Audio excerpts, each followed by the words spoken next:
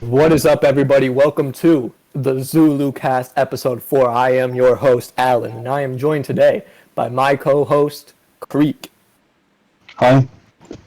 Kitten, Hello. and the great, the wonderful, the infallible, the all-knowing, the perfect Mia. Oh, hi. And today we are going to discuss RAS flips, and it's ironic because today I realized I don't like Creek. I hate him. What? No, my goodness. Not this.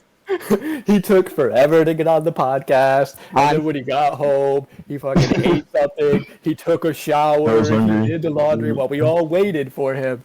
And Creek, ever since you did that, I'm just thinking, like in general, like I don't really like you because like looking in our relationship in its entirety, like you're just kind of selfish, and like I don't want to like be around somebody like as selfish as you, and like I kind of just want to like do my own thing. You know what I mean? No, I don't know what you mean. What the fuck? Okay, I was And late that, my that friends, episode. that is an example of what we are talking about today. That was an RAS flip. So, to understand what an RAS flip is, we first have to understand what an RAS even is. And what an RAS is your RAS is your reticular activating system. It sounds fancy. It's not. It basically means your sense of focus. So, because we cannot, as human beings, focus on everything at once, right? We're not God, I mean, some of us are, Mia's here, and she's kind of God. But most of us are not God, so we can't, like, see everything. So we have to have our focus set on something distinct.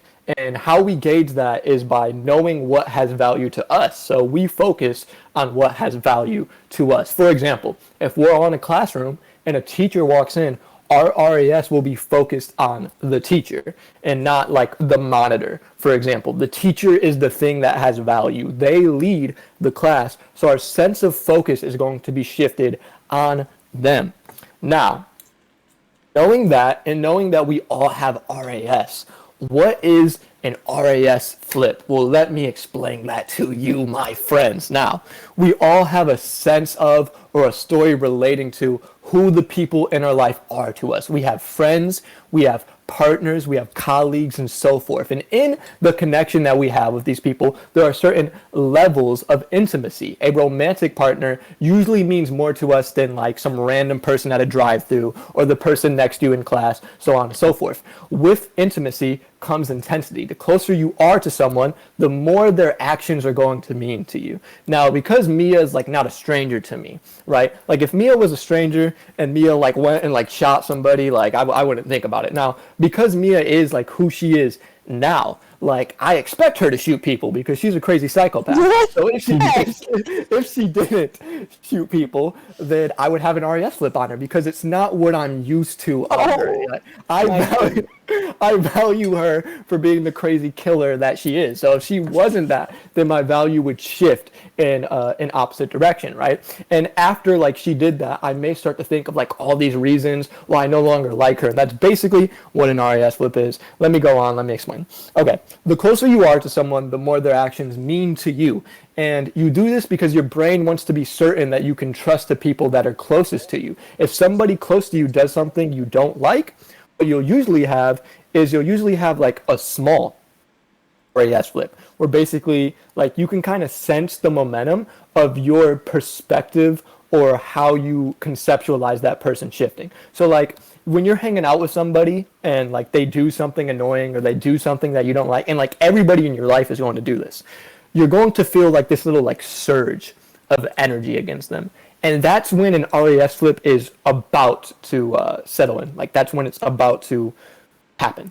Usually what we do when we sense this is we just kind of let it flow through, right? Like if our parents do something annoying to us, they're our parents. Like it's your mom, so you want to love her. So if your mom like says some shit that's annoying, you may get angry, but you're just like, whatever, like I'm just going to let it go. You don't let your brain go to that flip because you know you have to exist amongst that person. Now, sometimes the brain just takes control. And what it does is it completely shifts the way that we see somebody. So if our brain wants to rationalize abandoning someone, or if our brain wants to justify exiting a project, what it will do, because you can't just say like, I don't want to be with this person anymore. I don't want to have to deal with this thing. You can't just say that because then you'll be guilty. So you can relieve yourself of that sense of guilt. What you'll do is you'll start to conjure up this perspective on how the thing or the person, whatever the object of your RAS flip is, you start to conjure up this perspective of how they're wrong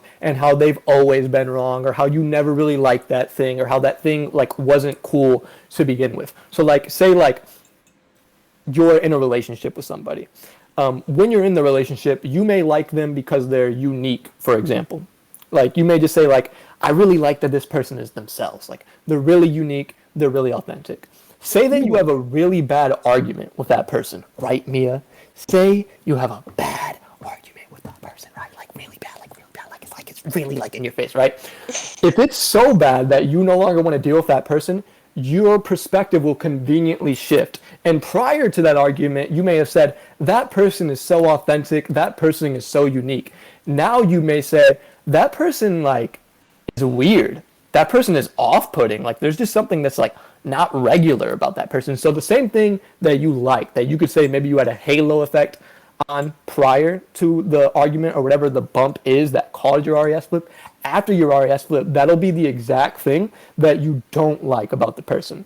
So what we have to understand with RAS flips is it's not us just like congruently coming to a conclusion. It's usually our brain having an RAS flip because it's trying to reach one of its goals. And like there's many goals that we have. One of the goals is just to feel good. One of the goals is to conserve energy. And we'll talk about what all the distinct things are that may cause an RAS flip. But the basic gist of what an RAS flip is when after a bump or whatever the stimuli is that makes you want to abandon something, usually this alternation in perspective and this hyperfixation on the negative qualities about something. So basically, a skewed perspective. Our sense of focus becomes directed to all of the aspects of the person or the thing that we don't resonate with, so we can justify no longer having it in our lives. So, to my other co-host, do we basically get what an RAS flip is? Is there any confusion? No, I think that was a good description. Yeah, because you could also see it manifest in like other fields through where people like use like when people talk about confirmation bias. It seems just like some people having like RAS flips, kind of like I can just see it like manifesting throughout like many different fields and like in personal and like corporal relationships. So that was a good description though. Mm-hmm. Yeah. Mia, don't like specifically give a story, but prior to the podcast, we had talked about RAS flips, and you said that you usually weren't someone that had RAS flips. Do you feel after that description that you have identified more times that you have had an RAS flip? Listen, I can identify a few times where I've had them, but I would say, especially like you and I, like outside of this podcast, have talked about RAS flips before, and you and I have both agreed that I tend to have them not as often than a lot of other like people with the same personality type as I. And I still think that's pretty accurate. Like I just don't think I have RAS flips as often as a lot of people do. Okay, so now I'm going to talk about some key elements or characteristics of an RAS flip and keep this a little more informative before we transition into a conversational flow. So after an RAS flip, the things that you cherished in somebody become the exact things that you dislike them for. We talked about that earlier. It could be like you could say when you like the person, you could say they're creative.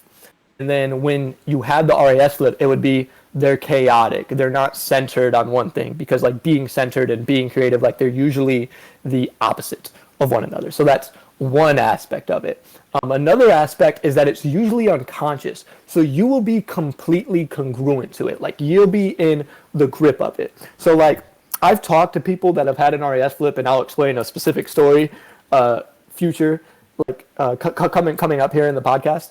And like what I notice is every time that I talk to the person, and I'm sure like I have done this too when I've had RAS flips, and I'll do it again.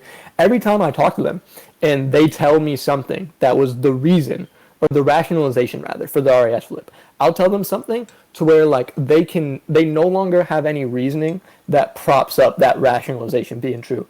And then like immediately like fucking clockwork. Their brain just introduces a new rationalization.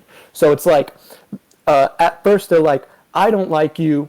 I don't like you anymore because you were too chaotic, something random like that. And say if I communicate with them to where they see that's not really like a valid reason to have a flip the way that they're having, their brain will just have another thing. So they're being skewed. Like the thing I want to talk about with RAS flips is people will be like, well, what's bad about having this sort of like flip on somebody, having a flip in perspective? Like that's normal. But the thing is, it's not really. It's highly unconscious. It's you being driven. It's not you realizing something. It's more so you being in the grip of something. And if you actually track down like what the reasons are for that grip, it usually just comes from like you being in a lower energy.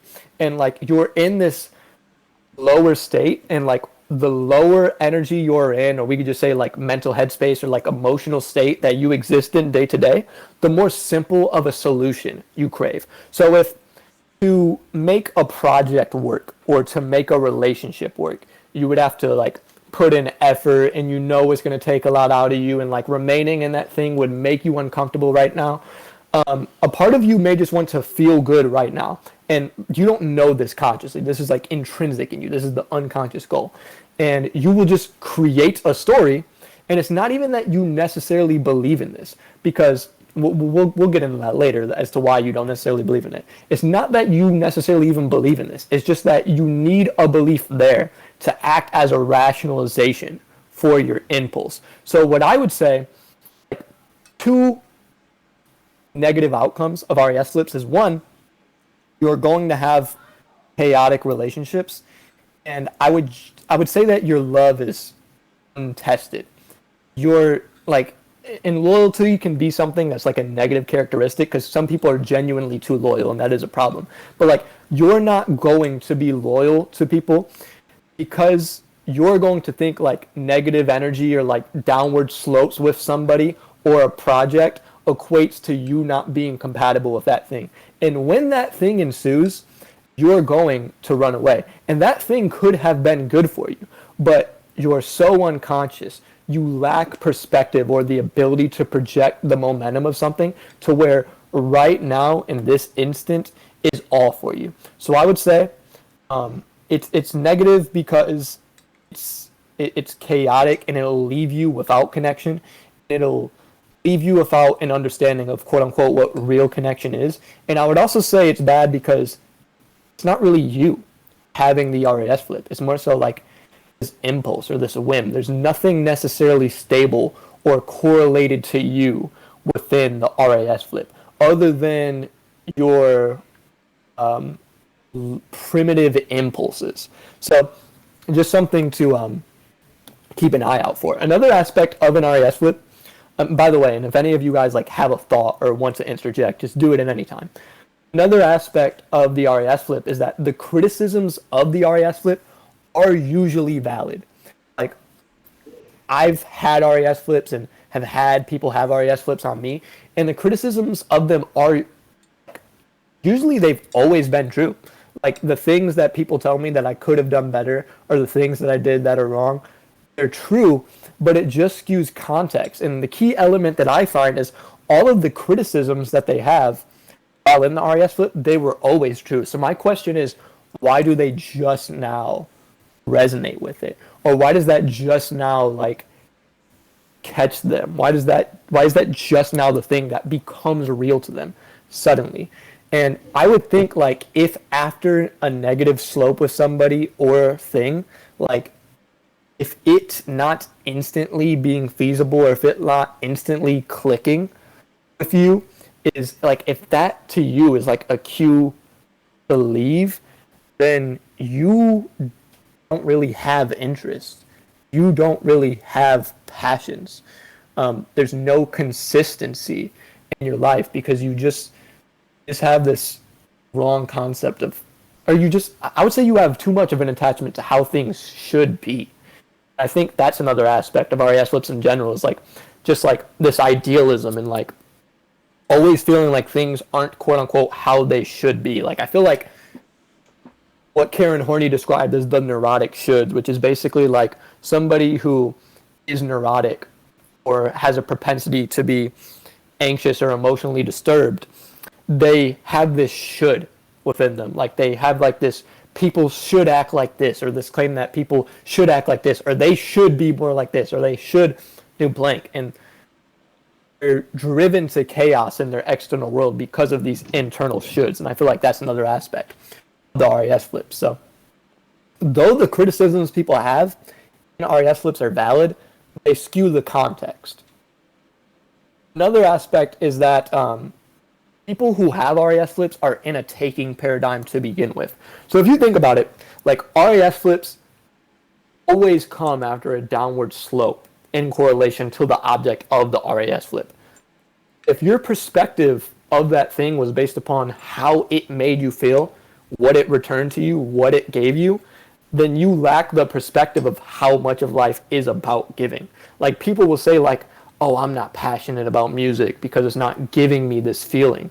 But what if passion is the feeling that you get after you went through the process of creating something? Or people would say like, this relationship is bad because it's not clicking right now, or there's like this conflict. But what if the passion or like the love of the relationship is the creation process? What if compatibility means there's a potential for you to work out and it's your job to actualize that? And that's what passion is. So, and because they're in this taking paradigm, people who tend to have RAS flips, I think it's correlated to their low energy, because when you're in a lower energy, when you're in just this momentum of negative emotions or this lack of perspective, you're in this taking paradigm.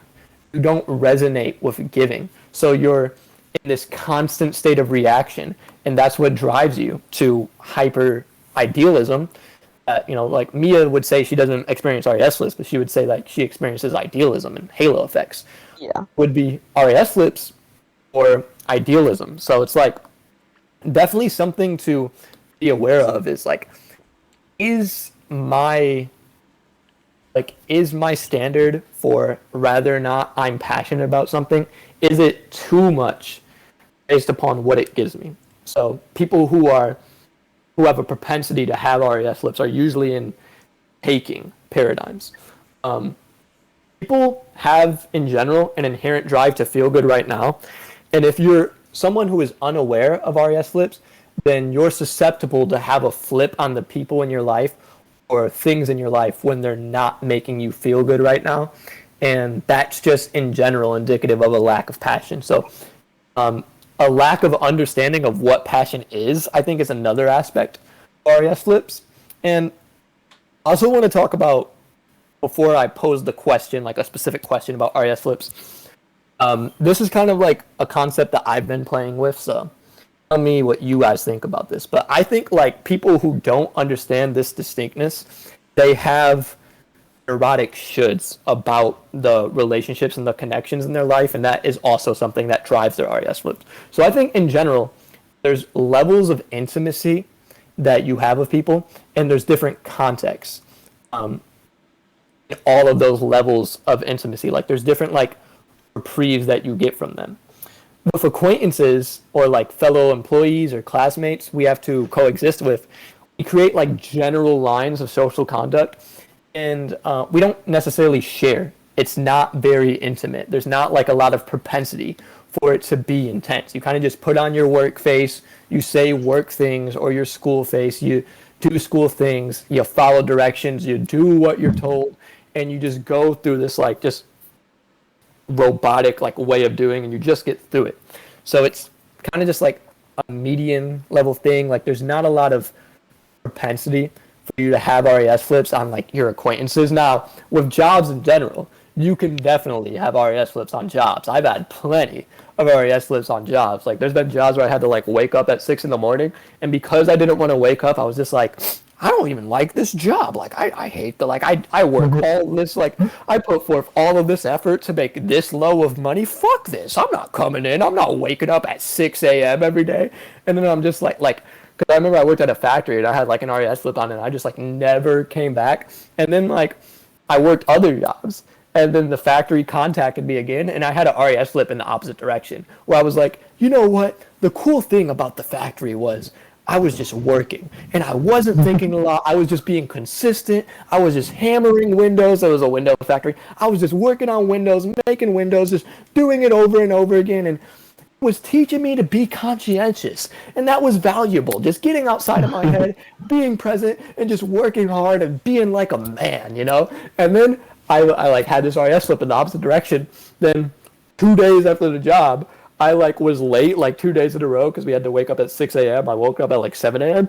And like day 3, I was like, bro, I cannot adjust to waking up at 6 a.m. Fuck this job. And just had an RAS flip again. So you could definitely RAS flips on jobs. But with people that you have acquaintance level intimacy with, very unlikely to have an RAS flip, and even if you do, it's not going to feel very dramatic to you. Like if you know Steve from work is cheating with somebody at work, like, and you don't really like have a lot of like shared experience with Steve, you may be like, that person's a piece of shit. And if you're an INFP, you may get really soaked into how much of a piece of shit they are. Your FI like might get really soaked in, but it's not going to feel as immense as somebody with different levels of intimacy.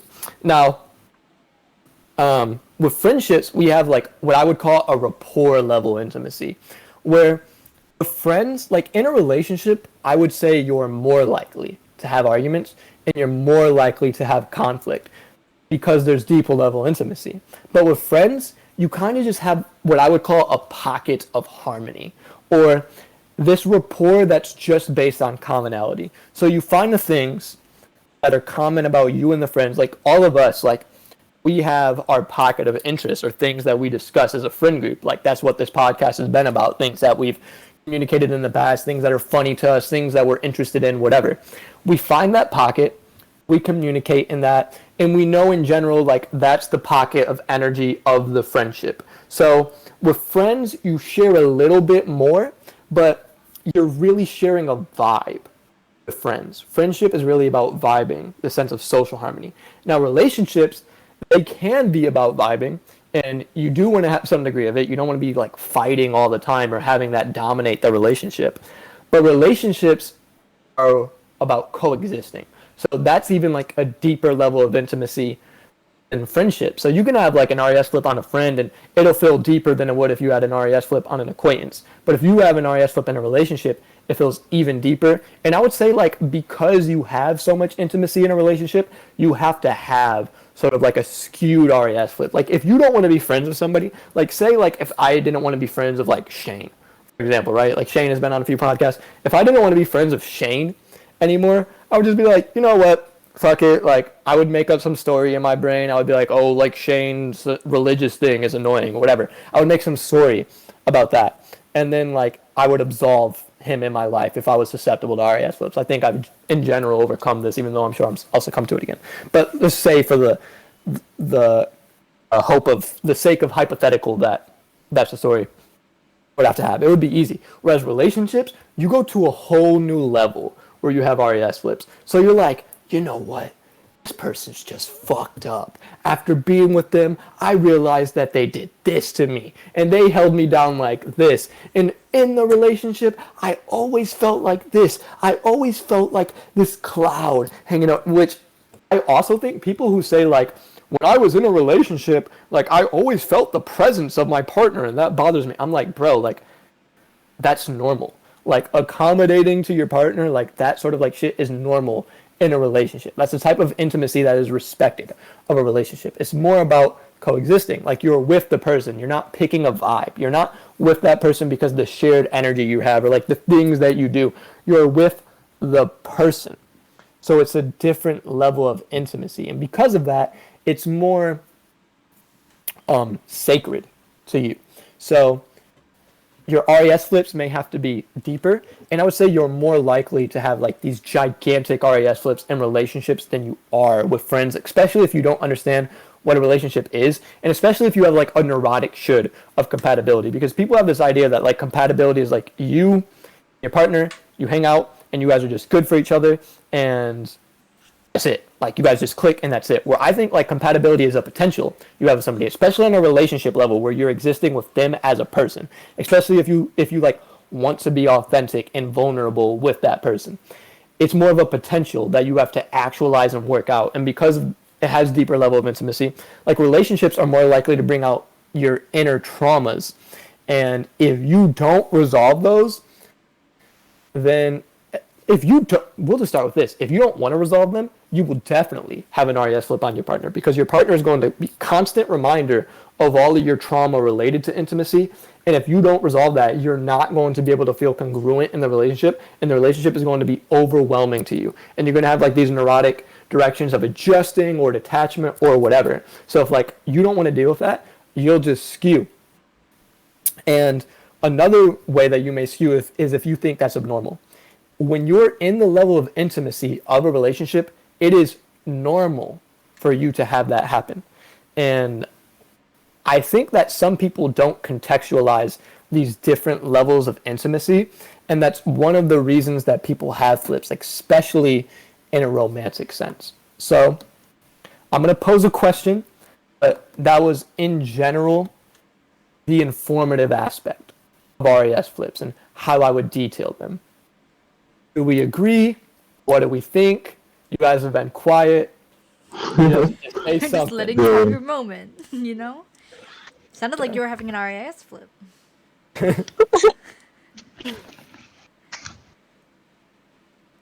I agree, though.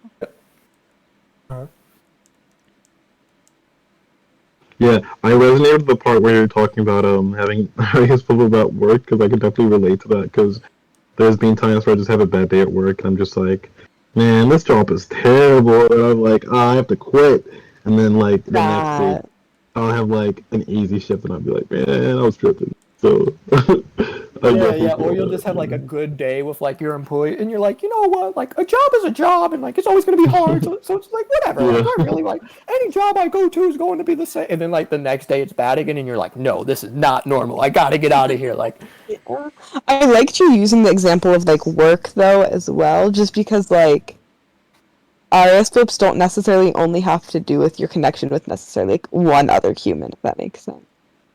So I like that you brought it up. Yeah, it's the thing about RAS flips though, like they just make me very cynical with people who have like any belief about the world, because I don't know, it just makes me doubt what, like, I guess we kind of touched on this on the what's it called, on the abortion podcast, when we were talking about like Christians having like their preconceived like notions, like their prejudices when it comes to like their views about abortion. But anyone, or like even actors, right, when they have like this huge like RAS flip about like a figure, like this happens to like all the time to like, I feel like celebrities, like we'll like watch a celebrity and be like, wow, this person's so great, and then they do something fucked up, like they do one fucked up thing, like this whole thing about cancel culture, right? And then people are just like, wow, this person sucks. Remember when they did this? Like this is like what happened to Ellen, when everyone's like, Ellen's a terrible person. After like what's it called? They found like clips of her like being.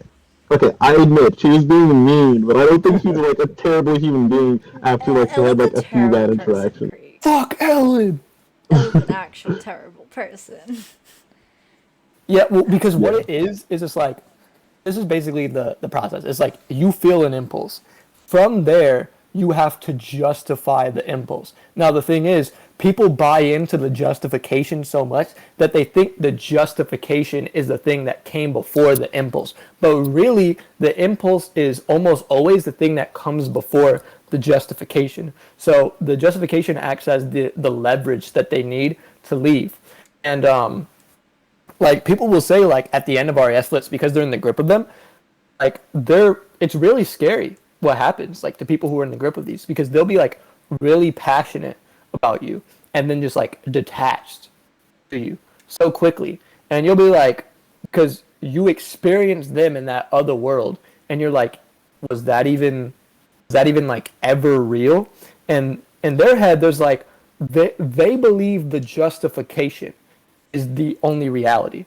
Like they're fully like them, the person is currently like the state they're in is the end product of the justification. So they're so bought into the justification, and they had the justification to begin with to get leverage, that their brain is just full front like against you. And they're going, like if you're unconscious and you don't understand RAS flips and you don't put this into context, they're going to go through with it because they don't understand the impulse is the thing that came first. So what I would say in general is to track back to the impulse and to think, like, to really sit with yourself and be like, because people will be like, in a romantic sense, our friend is having this, I won't name them, but like our friend is having an RAS flip right now. And like in a romantic sense, they'll be like, well, I don't feel that way anymore, so I should leave. I would really say like, it's really unconscious and primitive and scary if your feeling of somebody can skew that drastically so quickly. So like if you're really going to go through with that, like I would really try to, without bias, contemplate what preceded the impulse. And then say like, is that really a valid reason to go through with that? And it's a very hard question to ask yourself. But I would ask myself like, is this really what I resonate with? Is this really what I want? Or am I just in the grip of that thing? But RAS flips are about conserving energy, essentially. So the really fucked up part is like, if somebody is having an RAS flip, they just want to conserve that energy. Like, they just want to not have to deal with the process of restructuring, or like not have to deal with the process of like communicating something or like building something. So they just don't want to expend the energy. So they're just going to want to go. And it's really scary. And I feel like going forward, like in a romantic sense and just like in anybody that I work with, like I just want to have a conversation about these RAS flips. Like, these are natural. These are going to happen in every single like relationship you have, whether it be romantic, like friendship, on some level. Like at least like the starting impulse will be there. So like be conscious of this. Like be really conscious of this, because it's fucked up. Like it is really fucked up. But I'll start off with the question to you guys. What is one time when somebody had an RAS flip on you? I'll start with you, Creek.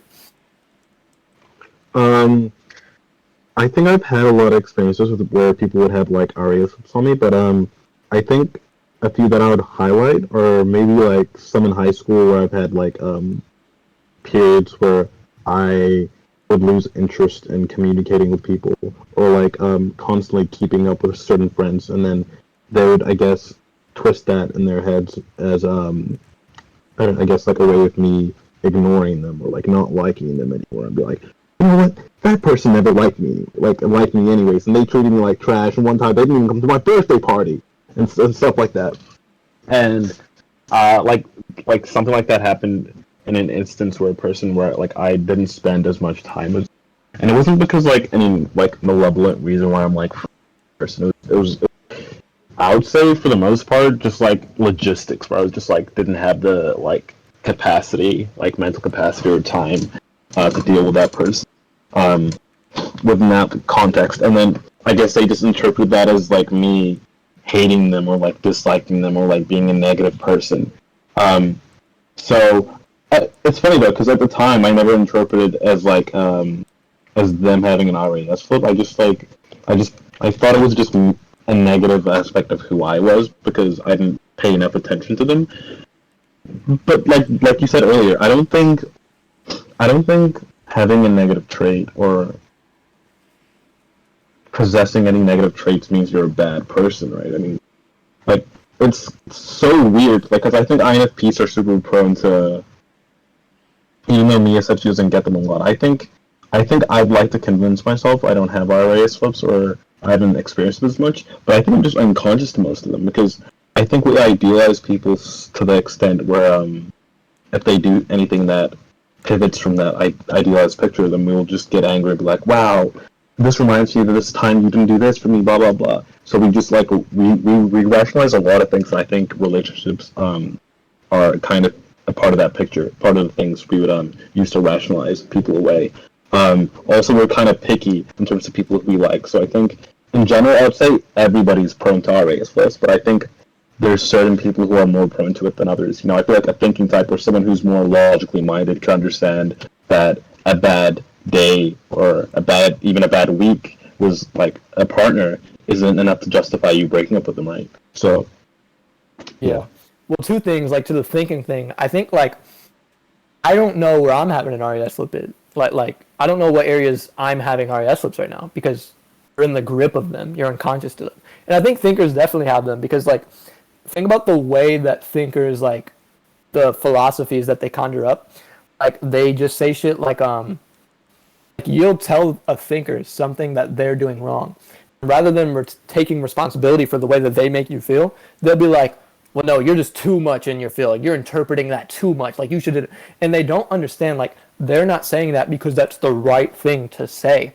They're saying that because they're driven to think that, like, temperamentally, the same way, like, people are driven to RAS flips. And then, like, the other thing, and this is the thing, like, I was really thinking during your story, like, this is just, like, a bizarre part of human nature to me, RAS flips. It's like, I can deal with it, but it's going to take, like, process of me like really accepting the fact that this is something in human nature because just like it's not how you think like the world works. Like it really makes you like realize like how we're ran in our own interest and like how being in like a lower energy like really kind of makes you undependable, especially if you're not like you're not cognitive of this cognizant whatever the word is like of this phenomena. Like think about like your friends and like you know like you didn't have time for them and then the RAS flip that they have on you. It's usually not just like them like, oh, like he has more time. It's not just them saying that. It's usually they expand to other characteristics. It's usually like it's not they wouldn't just be like, oh, Creek didn't have time. They would be like, Creek didn't have time. And you know, like fuck him. Like he thinks his music is so good, but it's not even good. And I hate the fact like they would say shit that's unrelated. They would start to believe shit that's unrelated. And the really fucked up part about that is think about that. You weren't there for them. You couldn't offer them what they wanted. And because you couldn't offer them what they wanted, how they conceive of you as a person alternated. So they're so unconscious that you don't even exist except for your relation to them. That's how much they're driven by their is like you only exist in your relation to them. So they didn't like you because of who you were as a person. Like if they seen you and like you were just existing like outside of them, they aren't in the energetic state where they could realize the human being you are and be like, that person's cool. Like, I like that person. They literally, quite literally, like absolutely just liked what you did for them. And when you weren't giving them the thing that they wanted, when they couldn't take from you, that's the key because they're in a taking paradigm. When they couldn't take from you, they started to like come to these conclusions that are separate from the problem that you were having. And that's the serious part of it to me is like, it really shows that like people's perspectives are just like fickle. And I don't want to become paranoid about this. Like I want to take this, I want to integrate this. I don't want to become like fake positive about this. Like I want to accept it as it is, just try to integrate it and like still live my life at the best capacity I can. Like that's the thing that like really like doesn't sit well with me about this is like you start to extract things about you personally from the situation that isn't even correlated to the situation. So it shows like how fickle their perspective of you is, and then in general just shows like how fickle people's perspectives of other people are. Yeah, it's like they're holding something in contempt about you, like in their subconscious, but like they ignore it as long as you act the way they want you to act. And then once you break that positive exchange, they'll basically kind of use it against you to basically hurt you, which is like, I don't know, it seems, I don't know, I don't know if I can deem it as like evil, because I don't think people do it consciously, they just get angry and it's like, It's unconscious. but I don't know, yeah. Yeah, it's not evil, it's just like, it's scary, because I don't think it's necessarily done with malicious intent. But like, okay, so like, something that like I've heard from people that have had RES flips on me, is them just be like, the vibe is off. And I'm like, that shows exactly what I'm thinking about. Like, Yeah. They don't conceive of me as a person. They conceive of me in relation to what I'm giving them. They conceive of me in direct relation to our relationship, and that's it. So it's like, they're in a taking paradigm to what you're, and it's like, you can forgive them by understanding, like, if they're like that, they really are in a low energy. And I think, like, if I had met somebody who was susceptible to that and I really loved them at their core and like I wanted to be with them like on a romantic level, I would just tell them like, I love you at your core, so I'm not going to like reward you when you become the person that gets over this. Like if you intend to get over this, I'll be here with you when you get over this. But like you just got to be aware of this. Like people just got to be really fucking aware of this. But Kitten, what is a time when somebody had an RAS flip on you? I'm just like freaking out now because after like hearing that, because like before this I didn't really have an example, but after hearing that, I just had like a really big like revelation, and it's just like freaking me out now. I think it would be like my parents, like from just the way you've described like that last little bit there. That's exactly how they sort of have always acted, or at least how I perceive them to act. Like sort of where like I won't do the thing that they want like straight away. And because like you said, they're in this sort of like taking paradigm where like my relationship to them is like, you know, their daughter. And like I'm like the what do you call it? Like I'm below them. Like I need to do what they say because like I'm sort of like talking back or whatever. That's when they'll start bringing up other things that, you know, have don't matter and like, you know, have nothing to do with what's happening. And I'm not like necessarily, you know, trying to be combative, but it's like they're having that sort of like flip. And I mean, I didn't recognize that as like I guess like an RAS thing. I thought that was just mainly just a shitty personality thing. Yeah, bro, I remember. Okay, so now that you're saying that, I have a really funny story about that. Like, because like I've seen that too, where people have RAS flips on you and then like repressed events. So I remember like I was dating this ENFJ girl, and like she really liked me, but I was just really in like a lower energy, so I can understand it. Like I didn't like her at her core. I really did just like what she gave me at times, and when the vibe wasn't there, like I was just like couple months in the relationship, I was just like this girl's annoying. I don't want to be with her, but like I didn't want to hurt her by breaking up with her, so I stayed in the relationship longer than I should. Anyways, like while we were in the relationship, she hyper idealized me. Like anybody that knows of us in this time would tell you that like people literally told me that she was trying to be Little Alan. People phrased her with that nickname.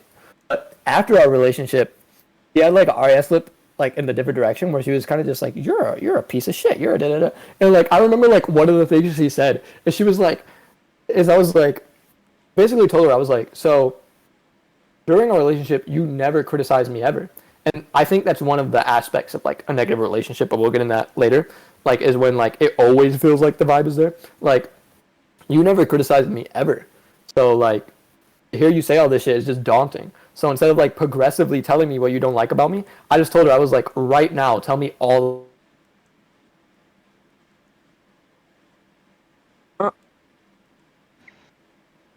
Oh, wait, okay.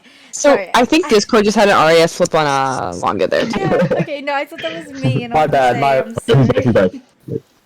Okay. my bad. Okay. Anyways, I was like, just tell me like all of the shit about the relationship you didn't like now, or like everything about me that you didn't resonate with now. And she literally started telling me like all this like small shit that I would never conceive of like bothered her. But like I think like it was just the RAS flip, like just her trying to rationalize all this shit. Like I remember like some like petty thing that she said was she was like, I hate how you fucking freestyle and you always talk about smoking weed when you freestyle, but you don't even smoke weed. Like she was literally like so like, just like yeah, bro, just like annoyed at all like this random shit. So like yeah, that is like a funny aspect of RAS flips is like just them like criticizing like little events that they've repressed in the past, and like all of a sudden now that they're in that energy, they just like start to like um over vent about shit, I guess is how I would describe it. But yeah, relate with that one too. So Mia, Communication. or never mind. No, sorry. yeah. Like I was gonna say, like communication is probably like what what's it called? Well, sorry, lack of communication is what like probably causes people to have RAS flips towards other people. Yeah, that's such a good fucking point too, because I feel like you need to know how to communicate to sustain relationships. It is a skill set. But because people like are in such of like this hedonistic concept of all of their relationships in their life, whether it be friendship, whatever, they think like, well, if it doesn't work to where we're just vibing all the time, like whatever. And it's like, no, like you gotta be like conscious of you as a human being and not just be this selfish, like fucking this taking paradigm all the time. But anyways, Mia, what is a time you recall somebody having an RAS flip on you? Honestly, I think this is gonna be like kind of messed up. My best friend used to have them on me all the time. Now we're like cool now. You know what I mean? But no, it's just like, so we'd be friends for like a couple months at a time, like 2 months at a time, and then we would stop. But like most of it was like due to like, I think it would just be her RAS flips, and I see her have them with other people quite often, so it doesn't necessarily surprise me. Definitely. But Yeah. So I want to talk about romantic love in RES flips, and to do that, I'll first share what my experience of somebody having an RES flip is on me. And I haven't had an RES flip on this person. I think like this is genuinely one of like the most like amazing people I've met in my life. Like this person is just like a really good intended person. Like, I really still love this person like separate from me. Like I hope the best for this person. Um, so I don't want to like do them wrong by like explaining details of the relationship. We'll call them Karen, right? So Karen and I got into a relationship, and I was the one that initiated the relationship. And from my concept of relationships, I always hated like the overall way that relationships go. And I thought that most relationships are honestly just like kind of mediocre because it bothers me when I'm at work and I work at a restaurant now. Sometimes I work cashier.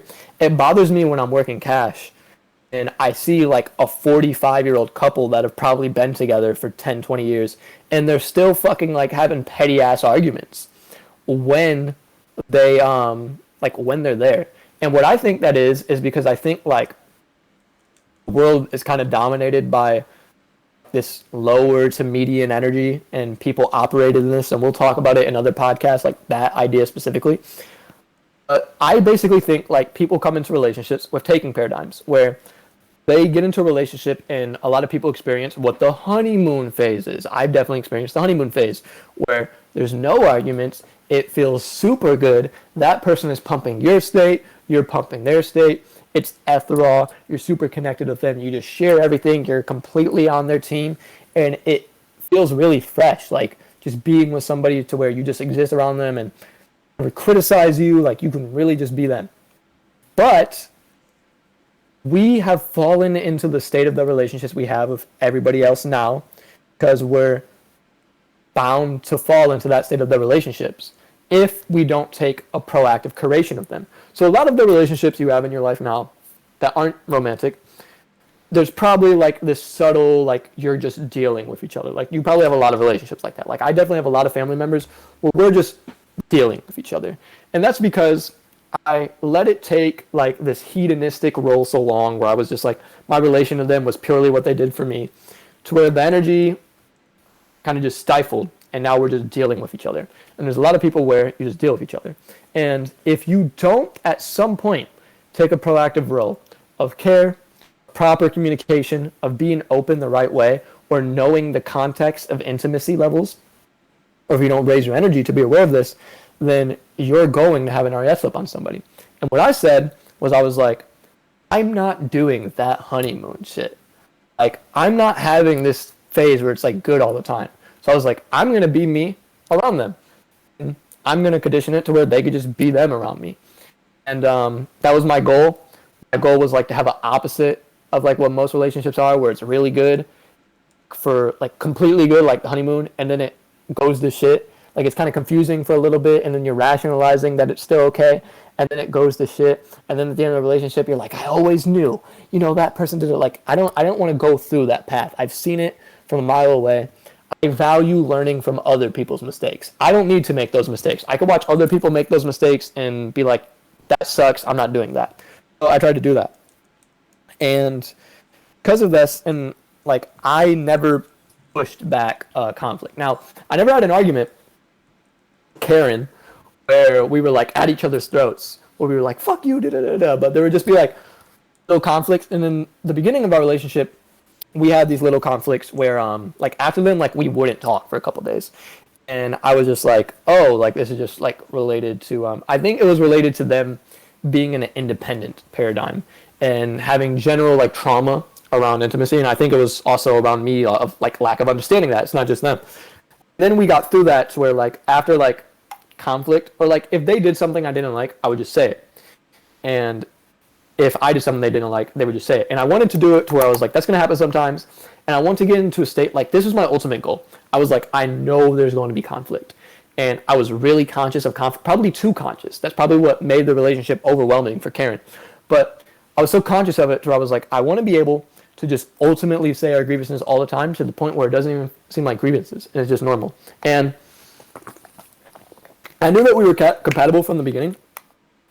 But my concept of compatibility was there's the potential and you actualize it. And I was trying to go through the process of actualizing, and there's spurts where we definitely did actualize it. But for many reasons, this person had an RAS flip. We'll get to that. So in the beginning stage of this relationship, it was like that, where like the mini conflicts that we did have, we just like wouldn't talk. And then we started to hang out more. And like there's like a couple times where we had like, you know, like bad, but it was never like we did anything crazy. It was like something about us was like really bothering one another. And like there's like this question going on in our inner dialogue, and like the type of vulnerability I wanted to have was like no persona of a vulnerability, because in friendships you kind of got to create a persona. Like in a relationship with that level of intimacy, like I was like, this is the person I'm closest with, I want no persona. I just wanted to be naked, I just wanted to be vulnerable. And that's probably something you work towards, so I'll integrate that. But I was just like trying to condition that up front.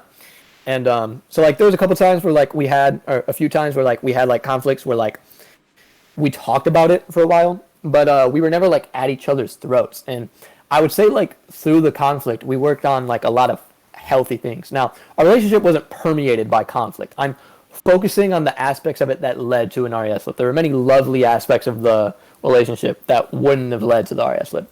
But our relationship like wasn't just permeated by conflicts, but that's just the aspect I'm focusing on. Some of the things that we put forth as goals in this relationship was, I was like, okay, I'm going to tell you how you feel, but I'm not telling you like this is how you feel. I'm going to do that until you tell me that my concept of how you're feeling is right.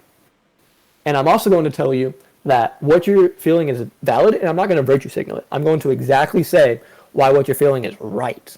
Like no matter what you feel, it's always right.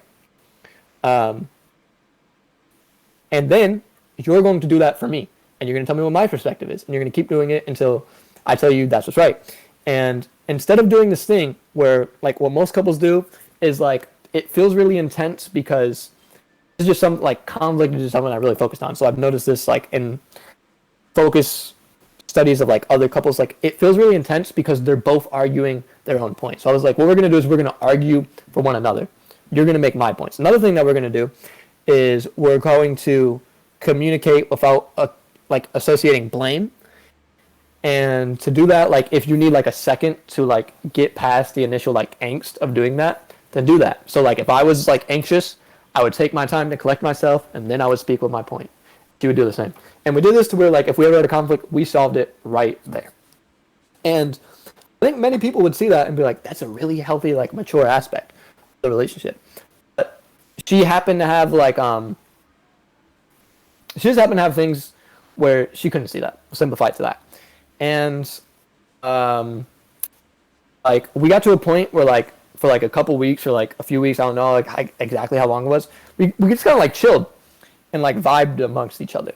And she fell out of like some of her habits, and like I told her, I was like, look, I want you to focus on like your habits and things like that. And that ended up like being one of the things that she complained about during our RAS flip. So we chilled, shit was good. And then there was like a week where like it was bad. Again, it was never bad like it wasn't bad like we weren't talking. We were hanging out every day, but there were just like bumps. And she's like an INFP, very like sensitive person. I could be insensitive and disagreeable. I'm not saying that in a bad way. I think it's a good thing that she was sensitive. I very much enjoyed that about her. Like that thing overwhelmed her, and she had an RAS flip. And over the course of a month, I watched her go from like really passionate about the person I was, just kind of detached. And it was crazy. She said things like, we were never compatible. She said like she fell out of habits and she didn't like that. And she said like it was too intense. My point is, and she said like all of those things like were proof that we weren't compatible. And my thing is like, we were just authentic to a degree where it brought up the things in you and like that was your call to work on it. And, like you have trauma related to like relationships, so like in the relationship was the best place to work on it, and I wanted to facilitate that for you. And I do think that we're compatible because every point in the relationship, I knew what she was going through, and I could tell her what she was going through, and she was also going through it. And we had what me and Kitten came up with earlier before the podcast, what I would call we were complementary opposites, which I think is key for a healthy relationship. I see it as being key. But the fact that we had to adjust towards it, and there was like some intensity or rigidity because I didn't want to build like the harmony thing. Like I wanted like I just wanted to be open, like to just be ourselves and like just have like that sort of like nakedness of one another, and work through that. Like it ended up overwhelming her, and she just wanted out because she just wanted to feel good now. Now she's in the grip of her justification, so she would say like, "We're not compatible." But if I was to show her that we were, she would just come up with another thing because she's in the grip of it. So that is like my most recent experience of it, and that's the reason. Like if it sounds like I'm passionate about this, I am, because I'm very much distraught about it. Now I don't want it to like pervade the way that I see it, but yeah, that was the situation. Do you think it has like a place in like not only relationships but just like any relationship dynamic? Do you think RAS flips have a purpose? I think they could be a good thing, but here's my thing: is like, I think like when you're that intimate, it's gonna bring up the trauma. Now, if the person understands you, and if they're not like coming at you in an accusatory way, and you like who that person is at their core, and I just think like she was at an energy where she didn't like me at my core, and she liked like what I gave to her. I'm not saying that in a bad way. Like she is a good person at her core. That's unchanging. The energy that she was in just manifested this, and because of that, it made her have a flip. But I do think like, say if I was like just being like abusive or a bad person, or if I was like doing immoral shit, then yeah, it's good because there's people who have problems the opposite way. Like Mia, for example, has the problem where she'll like put a halo effect on someone. So we're like, they'll do something bad and she'll be like, yeah, it's bad, but that's not who they are. They're still like, so she like sees it. So yeah, like I think like it definitely like has a purpose, but I think it just like came out of like lack of perspective. And for her, I just think she just kind of wants to feel good right now. And like I know like me and her like could have been healthy, like we could have had a dynamic, and she was somebody who like I really did get their core. And like for me to want to get in a relationship, it's rare, because I think a lot of people just get in relationships because they want intimacy and not because they like the person themselves. So like I know it could have worked, so that's why it feels unfortunate, but like she just can't conceive of how it would work, and she can't conceive of like why we're good for one another. Like, and there's like obvious moments that like portrayed that we're good for one another, but like with like everything right now, and like her just like she kind of just wants to regain like her independence paradigm, just like have the sense of control, and be less in her head. And like I feel like if I was in a relationship with her, like I could have mediated the relationship, because like again, like if you're compatible, it's a matter of actualizing and building the relationship properly. So it's like if she just wanted to like be alone more and do her own thing, like I fully like would have been there to transition to where she could do that like while I was with her. So I think like she just craved a simple solution, and definitely hurts, but it's okay, and she's still the same good person that she was.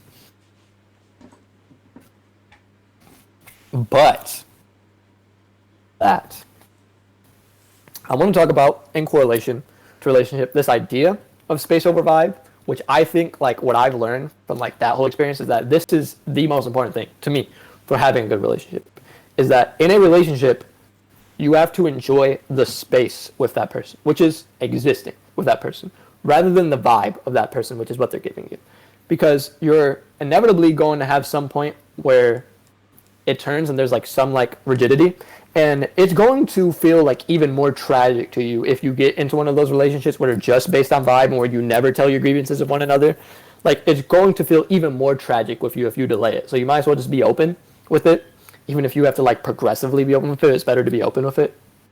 And in my head, so you want to create this ability to have space, and you want to know why you like the person, because context may call to where that person's in a low energy, or you guys didn't manifest the relationship in the way that like properly accommodates both of you, or you're just like not accommodating that person correctly, whatever it is, or they're not accommodating you, and you're going to feel this surge to flip. But I think relationships are about building. I think therefore healing, and I think that's a process. So I don't think like relationships are supposed to be like this dopamine like thing like other people think like all the time, where it's just like you're with a person and like you're just vibing with that person, or like you're with a person and they're just validating you all the time and like it's good energy. Like I don't think that's what it is. Like I think that's like out of a neurotic should, or like not, if it's not neurotic, it's just like It sounds hedonistic. yeah, it's just incorrect. It's just it's just vibrational. It is what it is. So you instead like want to know what you like about the person. You want to be with the person for who they are.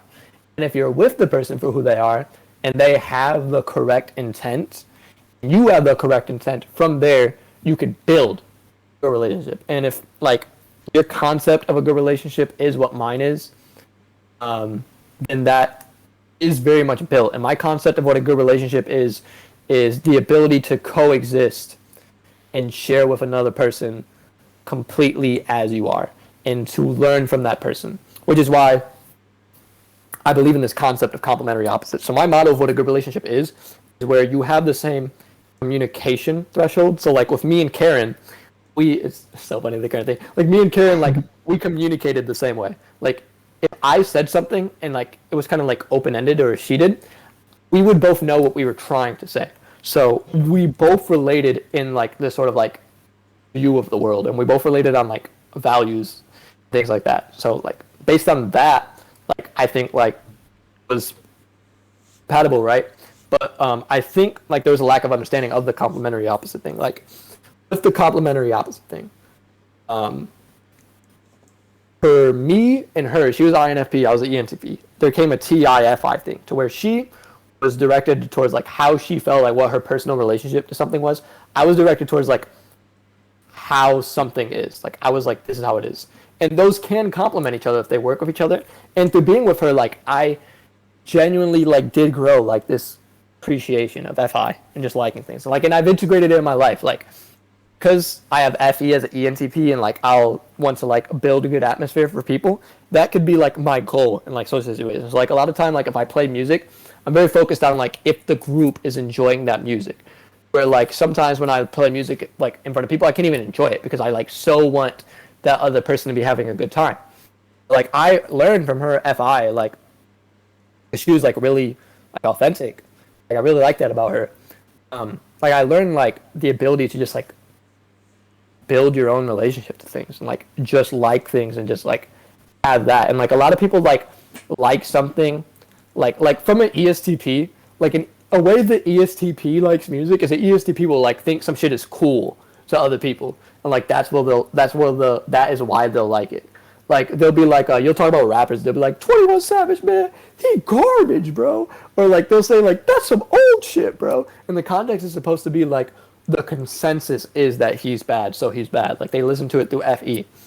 Like she really showed me this FI, and like all of you have this, so I'm sure FE isn't something that you've struggled with. Like she showed like having your own relationship to something and creating that. So I appreciated that within her. Now she didn't like the way my TI rubbed off on her, because it just like put her in her head more and she just wanted to be more present. I think she could have learned to appreciate it, and I think that's what the concept of complementary opposites is, but like obviously shouldn't be forced. So like if she doesn't see the value in it, then like yeah. But like that's what my basis of like a complementary opposite is. And I have this concept of like relationships are built, like they should be built on proper compatibility. That's why I think the INFP, ENTP dynamic is very good. They're based on proper compatibility, which is like sharing the same communication and like aspects of the world and like values or whatever, having that parallel. But then like just having like these different sort of lenses that you can teach each other to. And you could see that difference doesn't necessarily have to create a lack of peace. It might in the short term, but the goal of a relationship is to solve that so you could be a more whole person. So I really do think the end goal of a relationship is growth. I mean, I think like a lot of life is about like growth and naturally developing to the human being that I can be. And as an aspect about relationships, very much being about like commitment and things like that. So, Kate, I just want to like you to share your concept of what relationships are supposed to be. I mean, I wouldn't say it's like necessarily. I mean, look, I guess it's kind of like based around commitment, but like I'm not saying that like, you know, just because you commit to each other means you should stay together, because like there's like some nuance. Like you can't just stay with someone for the sake of staying with someone, especially if this person's like negative towards you. But I just think that like, because I want to say that there's like a lot of responsibility when it comes to relationships with people, and just any relationship, not just like a romantic or sexual partner. Like you have some responsibility to try and be like, like Alan said, like accommodating to them in some regards, and you naturally do this. But I guess like when you get closer, you try to like you have to accommodate more, and then that's sort of where like I guess the give and take thingy comes up, and it's like, well, how much do you take, how much do you give, and those like deep relationship, it's kind of like a hard thing to like figure out without like talking and trying to, you know, what's it called, without trying to like what's the word, anyways, I forgot the word, my mind's blank. But no, I just think that like if you really want to be in a relationship, you need to be like honest with yourself about like why you're getting into this relationship.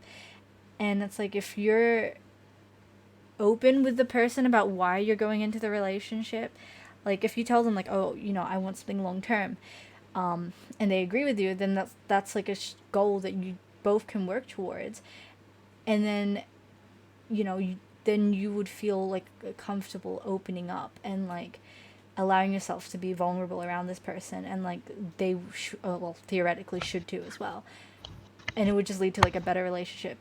But if you're but even if like you tell them, oh, you know, I just want something short term, it's still, I mean, I think it's a waste of time, but like it's still good to at least be honest with them that like you're not really, you know, looking for something intimate. And if it turns to that, then it's like, okay, but you need to like, people just need to communicate more in their relationships. But I mean, that's essentially it. Yeah. I even notice like after people have RAS flips on me, like people that they're like they'll like me, and they'll be like, I like you because of this trait that's opposite to people. Now after the RAS flip, they're like, they have a draw towards the people that, like, they had an aversion towards prior to being with me. I feel like it's just like this neurotic swing in concept of people, and it's all indicative of this lack of neutrality. And you know, like I think it's hard for INFPs because they have FI, and like they have like this moral correlation in relation to things, like not to have them. So like it's hard for them to control this. But like one way that like I control my RS flips, I really separate doing bad from being bad. I don't inherently think people are what they do. I think context may bring up what people do, and like that could go. I acknowledge that can go in a negative direction, where somebody like kills somebody. That's not who they are. Like they're not like. But I also think like that there is a degree like that's not the entire person that they are, and the aversion or like sensational push against you have like that you have against somebody like after they do a bad thing, like that's your brain developing the narrative it needs so you can properly distance yourself from that person. But that's not indicative of who that person is entirely. So don't think of people as like what they do. And that's why like I generally don't have RAS flips, and I could see people in like levels of energy to where they may not be able to manifest to me what I would like in a vibe instantaneously, but still doesn't bother me. Like for example, like Max is like, he has a lot of like opposite values to be like. Max is definitely like hedonistic, but I've never had an RAS flip on Max. Like I've never been like, oh, but because he isn't that. Like Max may like have a responsibility, and instead of doing that thing and like being consistent, he may go watch Star Wars or some shit. And like I don't agree with that, but that's not going to make me like switch against my concept of like who somebody is. And another thing with the relationship thing is I think like properly nourish compatibility, you have to accept incompatibility. So here's what that means. If you're incompatible on like too many things, then you're just incompatible. But when you're with somebody on the level of a relationship, there will be some things that are incompatible. Like you're not going to be a carbon copy of that person. And like that's why I also think like on a romantic level, like it's probably just like my own personal thing, so I'm probably like over judging it. But I think like if you're really like looking for somebody like in a relationship who's similar to you and that's like your entire goal, like I think that's like not fucked because I do see relationships as like this growth thing. But anyways, like you have to like accept the incompatibilities to properly nourish the sort of shared sentiment that you want to have in a relationship, because a relationship is a whole new degree of intimacy. It really is you just being yourself with the person. So if you want to facilitate that, you have to learn to create a peace with whatever like the opposite is. So that's basically what I mean. Like if the ENTP and an INFP are together, the ENTP has to accept FI. I've accepted FI. I've been with enough INFPs to where it doesn't bother me. I think INFPs though, like it's hard for them to see in the function stack. And like the TI thing, like I've seen some INFPs just be like, "Alan, you're cold." Like so, I feel like it's hard for them to like let that sit with them. But like the relationship to like succeed, you have to accept incompatibilities to facilitate the compatibility. So I think like there may be things that manifest rigidity, but in the same way people aren't what they do, a relationship isn't what energy it's at. A relationship is what it always was at its core. So this is an abstract point of view. Like it is the potential it had. Rather or not it manifests that is up to the actions of the people to some degree. Now if it's too hard, then there wasn't compatibility. But if it doesn't manifest in a short like time period, I think it's very skewed to say that there wasn't compatibility. So yeah, I do think like to nourish compatibility, you have to accept the many incompatibilities. I mean, we spoke about that earlier. Yeah. Sorry, Mia. What are you gonna say, Mia? Oh, I was gonna say, I think it's just interesting to hear like other people's perspectives on RAS flips. Like I've said before, I don't like tend to get them often. Like we were saying, I have like the halo effect on people like all the time. I put that on people all the time. So I just think it's interesting to hear. Yeah, I was actually gonna ask you, like, because you experience opposite, do you notice a conscious pattern of how you avoid RAS flips? Because like I think like the degree to which I've seen people do like fucked up shit around you and like you still stick by them, like I don't necessarily agree with it at the extremity that I've seen of it, but I think like there's definitely a good aspect of it to where like I don't think that you would have a problem, Mia, to where like if you were with somebody and the relationship like wasn't flowing at that moment, or if the compatibility hadn't nourished itself properly, I don't think you're the type of person to be like, you know what, fuck you, like you're always like you don't have that problem. So do you notice a conscious way that you avoid that, or and like did you have to build that in you, or was that always natural to you?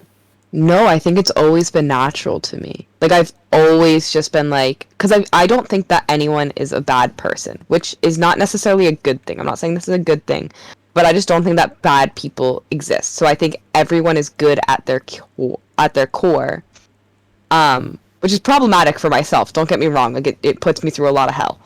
And I wouldn't necessarily say that my like therapist and I have like worked towards making sure I have RAS flips. But I will say, probably about like a year ago or so, I was having a conversation with my therapist, and she's like, okay, so if that guy was sitting out, if there was somebody sitting out in the waiting room, and they like needed a description of, I'm just going to call this guy Drew, and they needed a description of Drew, how would you describe him? Like, would you describe him as a shitty person? And I said, no, like, I don't think he's a shitty person or whatever. And I was just like saying, I don't think they exist. And she was asking if I could think of anyone that I think is a bad person, and that like was very hard for me to even like think of. Wow, this is probably almost 2 years ago actually. Sorry, whatever. So we've had to work a little bit more towards me starting to think that people aren't necessarily always good people, or being able to have these switches where it's like when people repetitively show like this is who they are, that I need like my perception of them to align with how they perceive themselves to the world, even if like that might be hard for me. So I have to actively go out of my way to like flip on someone, I guess. So you just Yeah. assume everyone's good? I don't know. Is that what you're getting at? Yeah, I think that everyone's like inherently good. I've gotten to that point, like, philosophically. I don't think I, like, feel the same way, like, sensationally as you, but, like, I've had points in my life where I was like, everybody is good at their core, and I can even, like, still to that day entertain that point of view in myself. But I think, like, it's just necessary to, I mean, you've already heard this, so I don't want to go on some therapist rant, but it's just, like, Yeah. necessary to be able to establish the boundaries. But, like, because you have the opposite thing, like you hearing like me rant about RAS flips and shit, like what would you like advise to those people like not to have RAS flips or how to control that within themselves? I mean, I think a lot of it is you have to focus on, is this like an actual pattern of their behavior, or like why is it happening? Because sure, if this is like an actual pattern of their behavior, number one, you have to communicate first. Like you can't just flip on someone and never communicate. You know what I mean?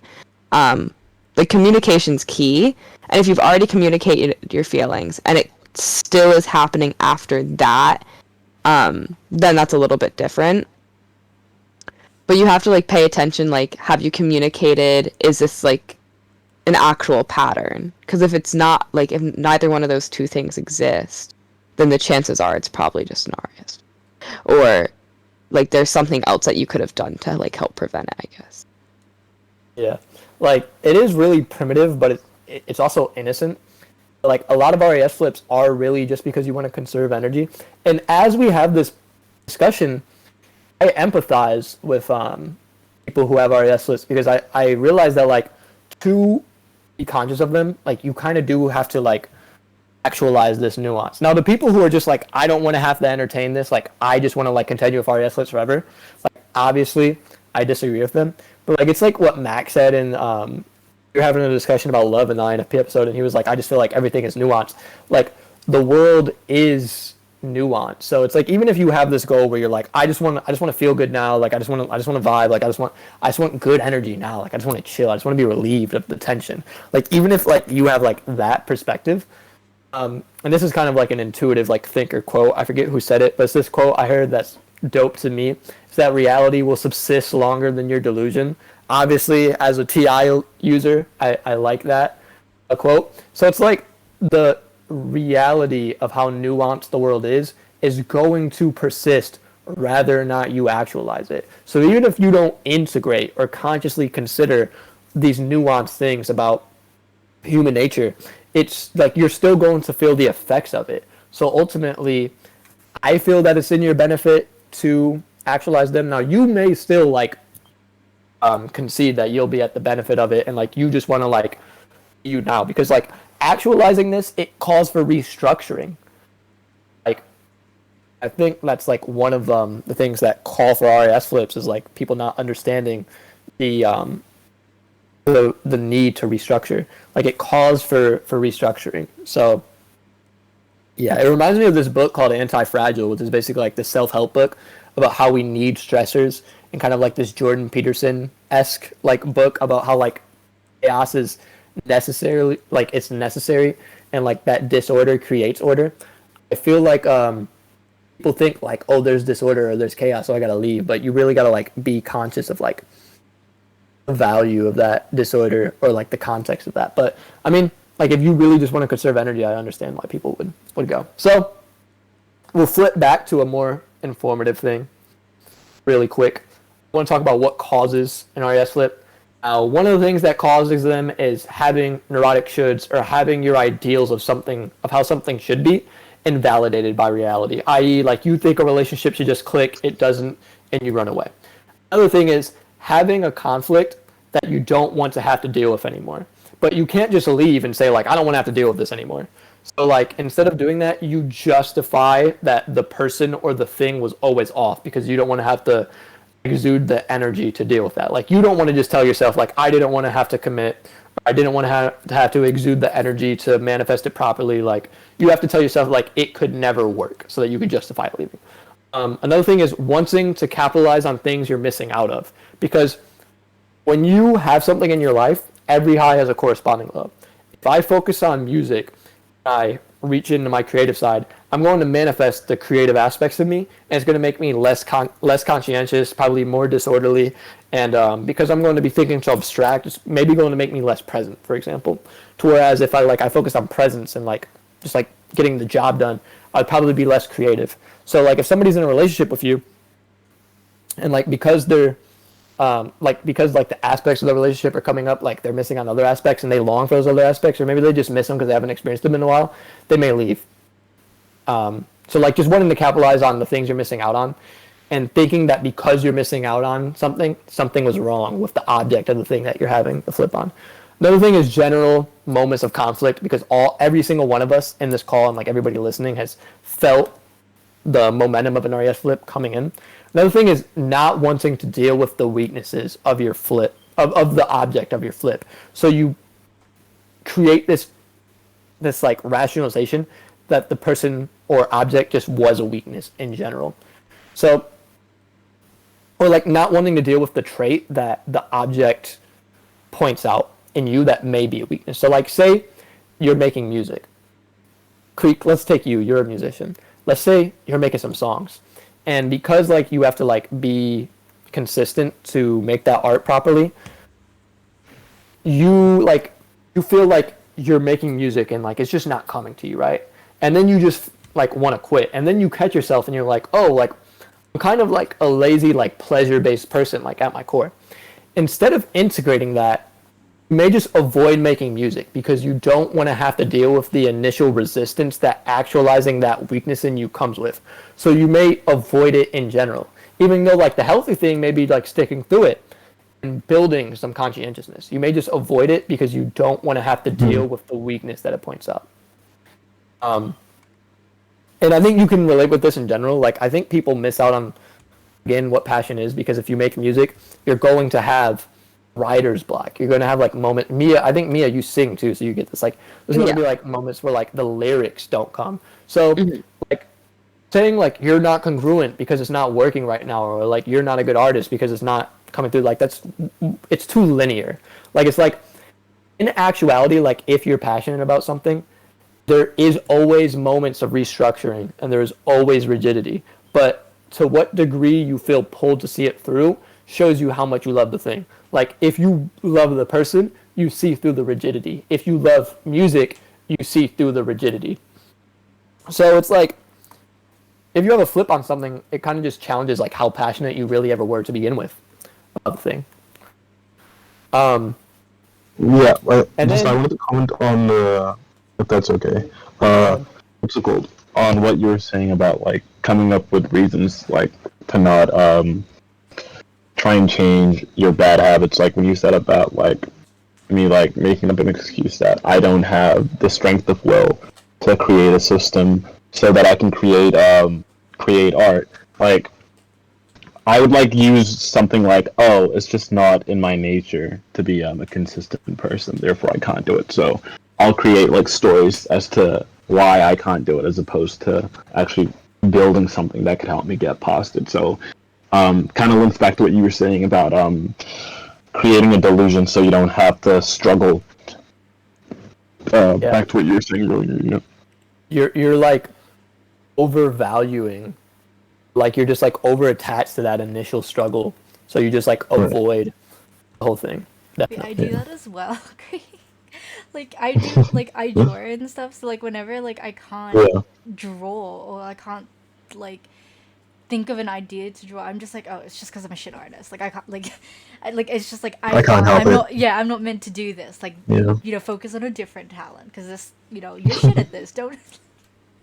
No, I've definitely done that with music too. Like I've like seen other artists and I was like, man, like it just seems like this shit like comes good. But then I was around other artists, and honestly, like what I found with like most artists is like they only make art when the creative energy comes, and almost like none of them are consistent. And then like most people, like everybody feels like when you're making something and then like the idea doesn't come through, and most people just like go away when they don't have that like Me. flow. And like yeah, like you have to build through it. It's like they're like I mean I don't want to like you know what I don't care. There's this Gary V quote like where he talks about what's it called, how he's like patient on the macro but he's like hyper vigilant when it comes to the micro. So he says like most people are the opposite way. They're really impatient when it comes to the macro about like how and where they will be within like 5 years. So it'll be like they want to like make changes, like they want everything in their life to be like better and they want a better situation in their life like really quickly, but they're not willing to put in the work like every day, right? Like so I'll create like there'll be periods in my life where I'll be like I'm feeling no motivation, so I'll like create like one song and it'll be like 3 months and then I'll be like I just didn't feel like creating a song like these past few months. I just haven't been feeling it, you know, I've just been watching the shows on TV or whatever, just like like when I really should be creating a system, even if I don't feel that. And this goes back to like the gym grind, how people go like you should go to the gym for the days where you don't feel that you should be going to the gym. And I think it's like it's hard for like it's hard. I'm not using that as an excuse, but I'm just like acknowledging that for feeling types, I think we find it hard to create systems because it just clashes with like being spontaneous. And I think you can resonate with this too because I think this is a P thing. You know, where we find it hard like to resonate with things that constrict how we live our lives and try and like basically construct and like put our lives in boxes and like making it like super structured. So I think that's the issue, but gotta get past And it. I think like part of the reason that Karen had left is like she wanted to retain like the independence, but like she values inner work. But the thing is like when you're interdependent, it's like the inner work calls you, whereas when you're independent, you call the inner work. So when you're in an interdependent like stage, and I'll explain that later, like those paradigms. Yeah. When you're in an interdependent stage, like you're with somebody and like you are both existing as the people you are, like the inner work is like more pressing. Like you need to do it, and it can feel like intense, and like whereas like if you're independent, like you can still do that work, but like you do it on your own and like you can kind of like the flow is accessible more quickly. But that's the thing about like low vibration energy, like take alcohol, it makes you feel really good up front and then it takes from you after. That's why my concept of like relationships is the way it is. I feel like high vibration things, there's struggle initially, there's usually struggle, but inside of the struggle there's this mindfulness of like the transcendent, whatever that means. There's just this mindfulness, like say you're struggling to make music, there's just this mindfulness of like, even though I'm struggling right now and I have to exude this effort and go through these inner blocks, like the creation of this is more meaningful than the struggle I have right now. And when you access that state and you produce the music, you get way more of a reward on the back end for that struggle. It's also like going to the gym. It literally like stresses your muscles, makes you feel physical resistance. And then after you endure that, you produce muscles. Like any high vibration thing is usually an initial sense of struggle. Take meditation, like Creek, you've meditated before. When you, like I used to be like really into it, so like I know like you'll meditate and it'll feel really fucking, and it's weird because you realize you're just breathing. So it's like weird how many blocks you had to just existing, right? So it's like you're like, oh, like there's all these blocks. And if you think that the blocks mean that that thing isn't good for you, then you've disidentified the actuality of the thing, or like your value is just in the wrong place. Like even though there's that initial resistance when you're trying to be present, after you've done the silly 10-minute meditation that you made so dramatic in your mind, you open up your eyes, and if you've meditated, you know this feeling. Like you open up your eyes after the meditation, it's amazing. The world looks so fucking beautiful. Like you feel light, the chest, colors are brighter, and you're like, oh my, like you feel so at peace, and this natural euphoria that like you brought. And I think that's like a symbol for this high vibration in general. Like you bring it out of you, whereas when you're in low vibration and like you're susceptible to RAS flips, you want it to give to you. So like instead of becoming the type of person, like the high vibrational parallel reality is if you become the type of artist to where you create through your blocks because you value the ultimate like outcome of it as your highest value, that would be the high vibration thing. The low vibration thing would be you sense initial struggle, it shows you where your weakness is, and then you say like, well, okay, like I don't feel like making a song, so I'm just not going to do it. You'll get that reprieve in the short term. That short little reprieve, like it's not even like really a sense of peace. It's just like whatever. It's just like a lack of burden. It's not even like a good feeling. It's just a lack of a burden. You'll get that instant lack of a burden, and nothing will come out of it. There will be nothing on the back end, and it'll actually like reinforce negative habits in you. So I think like thinking that struggle is indicative of something being bad is just a lack of perspective on how things that are good for you organize themselves in general. I think I take it as a law on how things that are good for you organize themselves. So that's like the Jordan Peterson thing, like him to say to her, like, "Catch that!" Like that's shit that he does all the time. So yeah, it's just like thinking that having to structure or build or like this sense of resistance is bad for you. And any other comments before I go to a question regarding RAS flips? No. Good. Okay, so we asked everybody like when somebody had an RAS flip on you. Now I'm gonna ask everybody when you had an RAS flip on someone else. Creek, when is a time that you recall you having an RAS flip on someone or something? Maybe it could be an object, whatever.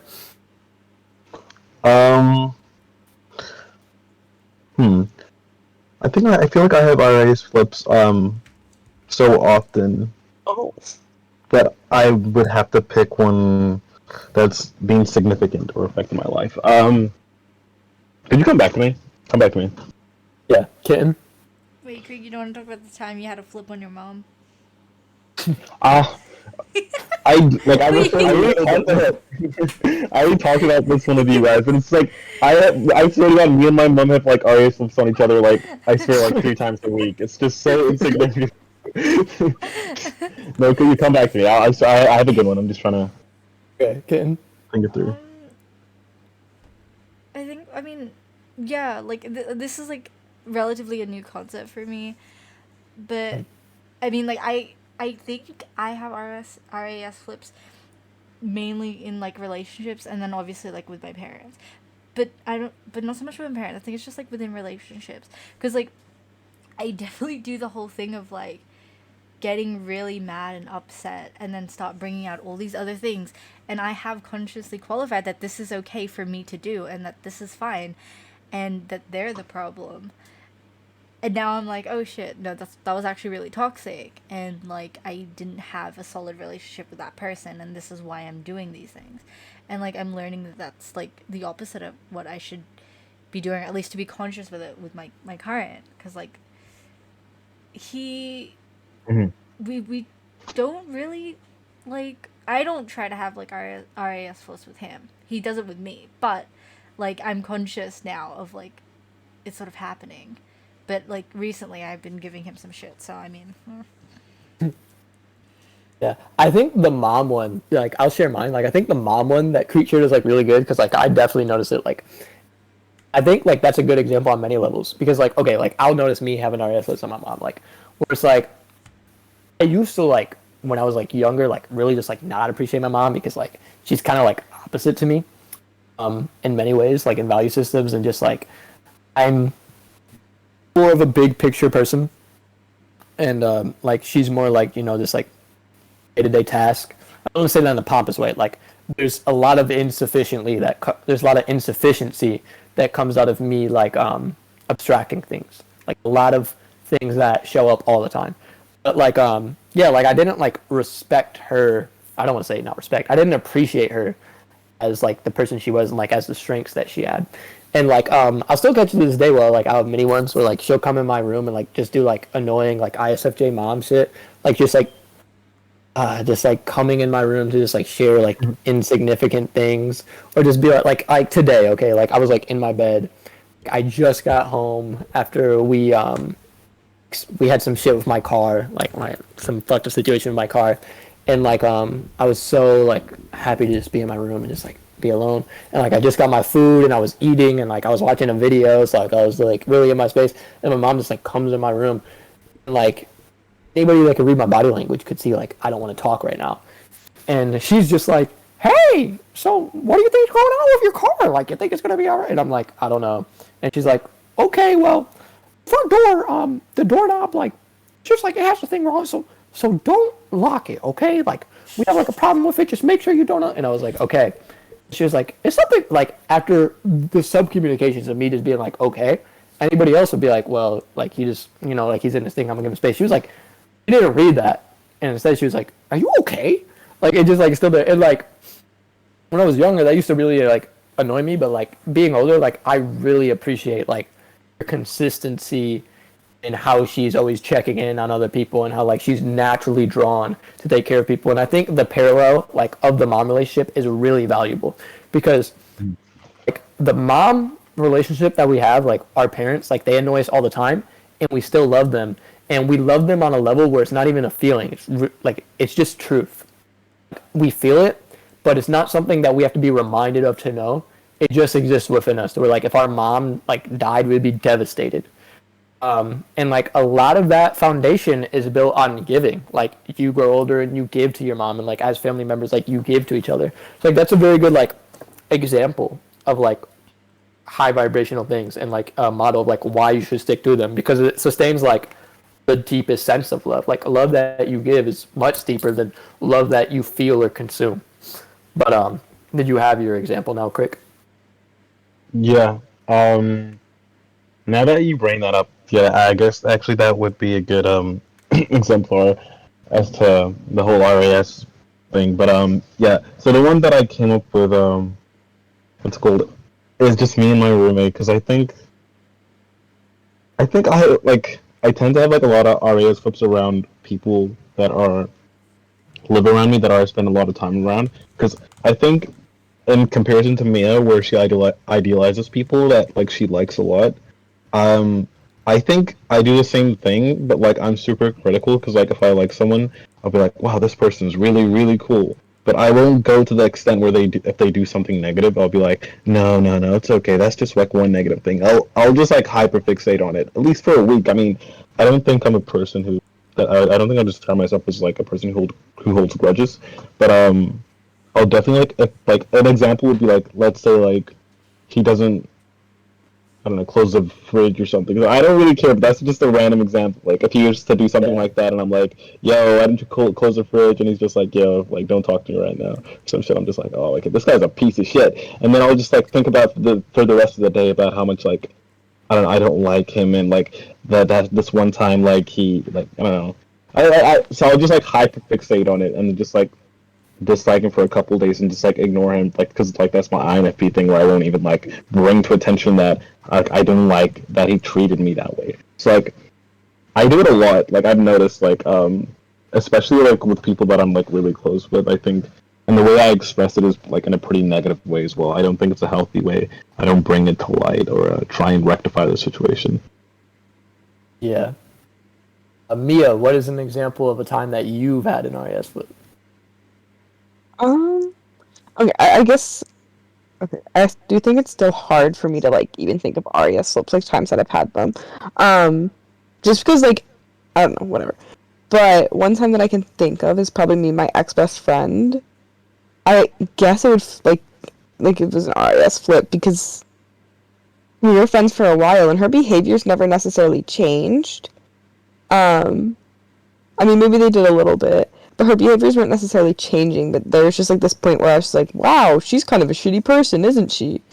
Um, and then I just decided I didn't really want to be friends with her anymore, so I just stopped being friends. Wasn't really much to it. I just didn't like. I just wasn't the types of behaviors that I wanted to be around, and I started to realize like, oh, like I don't really want to associate myself with this, I guess, and That's really like that. I find that interesting because I've always like seen Arias flips as like a reaction towards a situation that like we're confronted with. But I guess like it could also be like situations where like you grow out of a friendship or something. Like you know how yeah, people say they like they I grow out of think friendships.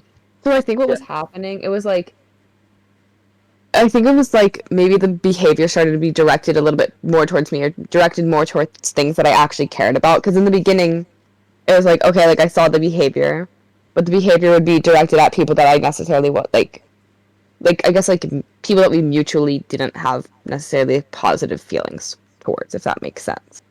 So it didn't really affect me. Right.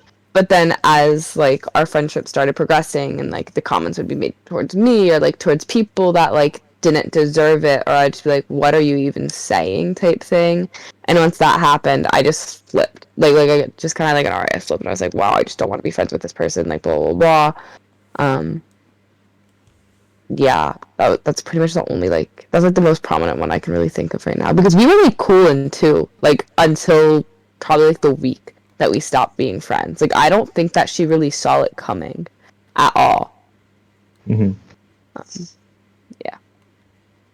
Yeah, that vibe thing is why I like. That's why I have the whole idea of like space over vibe. Like if you want to maintain, because like I even have like this friend, like this ENFP friend, who like we haven't had like an extensive conversation probably in a couple years, but I still like love him like very much. And if we talked, I sense that the same love would be there, because like our relationship like wasn't based on like vibe. It was based on like space and just like existing. So like when we were younger, like we would just like do whatever around each other. Whereas like okay, like if it is based on vibe, then inevitably your friendship is going to outgrow. Like if you just like enjoy somebody for like the energy, like I think of like INFPs, like they like to like go do like impulsive shit. So there's usually like somebody in their life who acts as like the specific focus of who they do impulsive shit with. ENFP people are even more like this. So like there'll be like one person in their life where they just like go out and they find their sense of elation with, like they go out, they go to some stores, they go to some events, they go like to clubs, they go to parties, like whatever, like it's just like that person who acts as the object of their vibe. And INFP people, they're usually more personable, so it's usually like a person, or maybe it's a friend group they happen to fall into. Like it's that person who's like the object of their vibe. And then when they fall out of it because like maybe they're in a more introverted space or they're working on something else, or if they fall out of it because the vibe's no longer there, they just like won't talk to that person again. And I feel like their sense of like passion, love for the person kind of like wanes depending on like how much they're vibing with the person at the moment. And I'm sure that's like maybe a result of like more of an emotional thing. Like, you know, like as an emotional person, like it kind of just like wanes off of the energy of the moment, like you're more sensitive to it. But I don't think that emotional people are incapable of like loving people through space over vibe. I think like if they like integrated it, they would probably enjoy it more because they would find more sustainable, like healthy relationships. Oh, never mind. I'm not gonna share that story. Basically, like the story I was gonna share is like how I had an RAS flip on a girl because like she didn't like Kanye. Like that was gonna be my story, but like whatever. Like I already. We're Like, right now. no, but like okay, it was a girl like I was like thinking about like dating, but like yeah, like I didn't really like the girl that much, bro. Like I honestly like just liked her because she was attractive, and like that's pretty much is. It's really shallow. And like after the Kanye thing, like I just like went full fledged. Like I was like, fuck this girl, because like she was basically like Kanye's a narcissist. It was like now I would definitely agree with more after the Instagram post. Like bro, like it's unacceptable. Like it's very narcissistic and childish. But like then I was like, no, like and I do still have this perspective of her. I was like, you're just like the type of person that just like when anybody has confidence, you think it's narcissistic, and you purport to this problem that makes people more attracted. And like I was there at it, and I had like a complete RS flip on her, and it's like.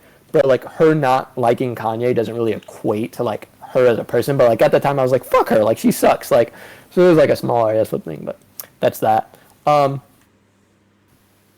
think independence, codependence, and interdependence are different paradigms. And I think when you're in interdependence, you don't experience RAS flips because you experience wholeness. Whereas a codependent is under idealization. Now, they can be in a sort of idealization like Mia where they're susceptible to halo effects. Or they could be in an idealization where they have this ideal of you and immediately when it gets switched up, or like this, they have this ideal of like how you should be, and immediately when it's not brought up to, they feel a shift where they'll want to go and they'll have an RAS flip. And independent they have RAS flips because they just want to retain like this control, and like they're uncomfortable being in the narrative of me and you. Like when they're really in that narrative, it overwhelms them and stresses them. And like naturally, when you have the sense of me and you, there's like this sharing that comes about, and like there's some emotional weight to it, and it could just be overwhelming to them because they're not used to that or they don't resonate with that. So they return. And the independent person, here's how they fuck themselves over in relation to like inner work. Like, because a codependent usually won't work on themselves. They're very hedonistic. Now, independents are also hedonistic. They're also like taking, because most of like the relationships in their life are just like based on vibe, like based on taking, based on whatever. It's just like they don't really have deep intimacy in their relationships, or if they do, it like comes and goes sparingly. They don't exist within those spaces of deep intimacy usually in independent. And I've been in this paradigm, so I know. So an independent, like their RAS flips. The weird part about it is like they'll be like, I'm gonna work on how I am in relationships. They return to being by themselves to do it. So they kind of just have like this comfort zone, and they don't understand that like that weight that you feel somebody is natural. And usually like an independent and a codependent, they both have like this trauma related to like healthy intimacy. And for like an independent, like I feel like they have to like bring on like how overwhelming like being in a relationship is, and like go through that to retain themselves while in a relationship. But they have this concept of like, I need to go by being myself and get ready to be in a relationship and still feel like myself. Like they're compensating basically. Like a lot of it is compensatory independence. And they'll like judge whatever relationship they get into based on like, does it feel like it works out like now? And like, does the intimacy feel good now? And then like the moment like there's rigidity, they'll be more neurotic than they should. So I was going to talk about like those paradigms, but like I'll just like shortly speak on them in that way, because I'm more interested in this concept. And this will be like the last concept we talk about in regard to RAS flips. And then we'll wrap up. I want to first say that all of us here, including me, would say that RAS flips are necessary. There are some times where it's in your best interest to have them. I just think a lot of them are unconscious and pervaded by low vibrational and unconscious behavior. And I don't want to say low vibrational in a pompous way. Like recently, like I'm in a lower energy, and I kind of avoid the energy thing because it sounds like I'm like speaking above like high energy. Like it just states that you access. I don't want to like be like competitive. I don't want to be in a competitive frame about it. So yeah, like they're healthy. I want to preface it with that before like the last thing about RAS flips. Now, here's the thing that's weird about RAS flips to me. This is the most morbid thing about it. Is it just feels like people who have RAS flips, their relationships are placeholding. It's purely based on what they get. Like meaning like your relationship to somebody with people who are susceptible to RAS flips is purely just your relationship with somebody. And I think the thing that like the reason why this is poignant to me, or the reason why like this point like fucks with me so much, is because like to see the passion that somebody feels for you prior to an RAS flip, and you can really be endeared by that if you like value the person. To see how quickly it changes in the opposite direction and see how they're willed to it, it makes it seem like how they thought of you was never really real to begin with, because they never really thought of you. Like there wasn't a lot of moments where they thought about you existing as you. They purely thought about like how you placehold for them. So I think like what this made me see is like, because it's really weird, like seeing how people go in these protective states to where like they're with you. And I think a lot of people have trauma around intimacy. So like say if they're like your friend, a lot of people like in their friendships, like I see girls do this with each other where like they're with their friend and they have to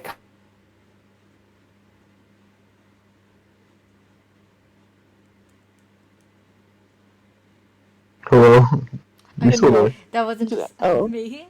Okay. I was gonna ask if that was just Alan or if that was like, yep, okay.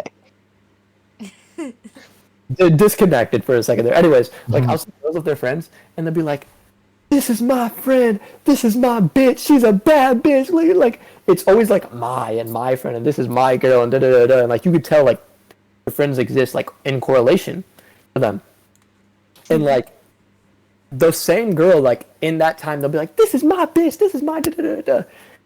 When there's like a bump, they'll be like, you know what, fuck this girl, she was always da da da da, and she like felt this about it, and like she was cool, but she kind of like always did this thing, and like it really bothered me, but I never said anything, and like da da da. And like I don't want to make this a sex thing, everybody does this, I'm just saying like I've seen this in girls because most of my friends are girls. Like they do that shit a lot, so it's really hard for me to reconcile the fact that like a lot of relationships are just like placeholding. And I think the way that like I will reconcile that is just realizing that it's an energy thing, and like people are kind of just at where they're at, just whatever, and like ultimately like the best thing I could do is have grace for those people and be empathetic. But what do you guys think about like this whole placeholder concept, and the concept that like a lot of people see the other people in their life like just as placeholding, and like do you guys have the same like curiosity or just like weird, like just being weirded out by like understanding RES flips and seeing how people's like opinions like they sway just to fit like whatever it needs to fit for them to rationalize you having place in your life, and they don't necessarily conceive of you as a person? What do you guys think about it? It's like it's like they see you as like very exchangeable. Like I remember we have like one friend who would always talk about how she always sees like conversations or relationship as like an exchange, like almost like a currency exchange where you're like, I give you this and you this, and then we are like we're both on, yeah, like we're both on our ways after that. And I mean, I had no idea like people even viewed relationships in that way, because I mean, I don't even know how you could even come to that conclusion, because I usually when I like someone, it's just I don't control it. It's not like, wow, they did this and this, now I like them. It's more of like a vibe thing, you know. It's like, oh, they're cool to be around, I enjoy their presence. So, but I guess that could turn into a negative thing, what you said about earlier. Like they exude like a negative vibe, and then I start disliking them. But I think I can like, it's more, I feel like it's more virtuous to like someone because you like their identity as opposed to just what they give you. But at the same time, I see how those two could be the same thing, because part of their identity is giving like things to you, like, oh, they're caring, they're nice. That's still an exchange. But my point is like if I really like someone, it would be because of like not who they are, but like just them as a person. I wouldn't like not be their friend because like they were like sad or like they were unhappy or they were going through like a negative time in their life where they like stopped giving me all the things that I wanted from them, you know? So I think it's odd to see relationships in a very exchangeable way. Yeah, well, the interesting thing is, I'm sorry, but the interesting thing about like that is, I think like she's just aware of it, and most people see it like that. But I think there's levels. Like for instance, like she sees it transaction, like she sees it through actions. Like I like you because you did this for me. Other people see it through vibes. I think like for you, Creek, I think you're in an independence paradigm, which is okay. Like you're a healthy person, and I definitely you come to an interdependence paradigm, and I was in the independent paradigm like most of my life, probably until like this year, like the year before. So like it's fine, but like you're still in that paradigm where it's like I enjoy the person for the vibe, and I feel like once you reach interdependence, it's like I know that person. Like if I wasn't around this person, like that person's still the shit. But like you're in an independence paradigm, Creek, and a lot of like your mental RAM, like most of it is like you, like what your journey is and how you establish yourself. That's fine. Like that's just like where you are in your journey. So like, yeah, like I think that's why you're susceptible to like the vibe thing or whatever. But yeah, I do get your point. Like it's even worse than like the vibe thing. Like I don't want to say worse, like because it just like comes with its challenges. Like that's the proper way to.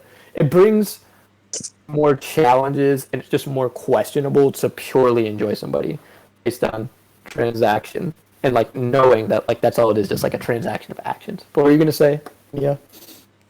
I was gonna say that I think it's odd for me to view it that way, just because I think when I like meet people, when I perceive people, like I don't think of anyone really as temporary. I remember in like middle school, probably like 6th or 7th grade, this girl, she was my bully.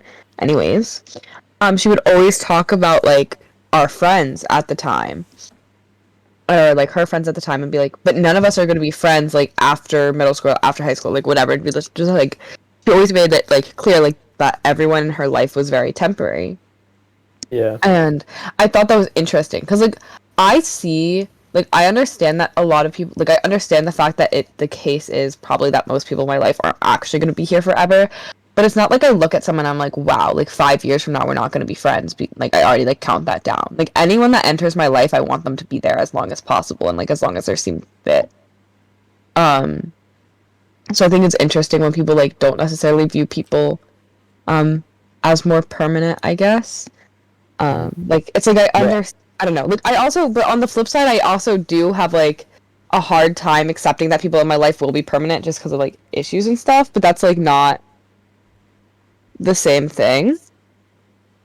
And then I also find it interesting just, like, the whole exchange thing as well. Like, I don't necessarily... Oh, that's not how you pronounce it necessarily, but I don't necessarily have to get anything out of, like... I mean, I guess I probably do get something out of all my, like, relationships that I have with people and all, like, my, like, friendships and all of that. Like, I'm sure I get something out of it, but I don't necessarily, like, strive to find something that I'm getting out of it, if that makes sense. It's like, I'm sure there is, but it's not like that's what I'm looking for. Right.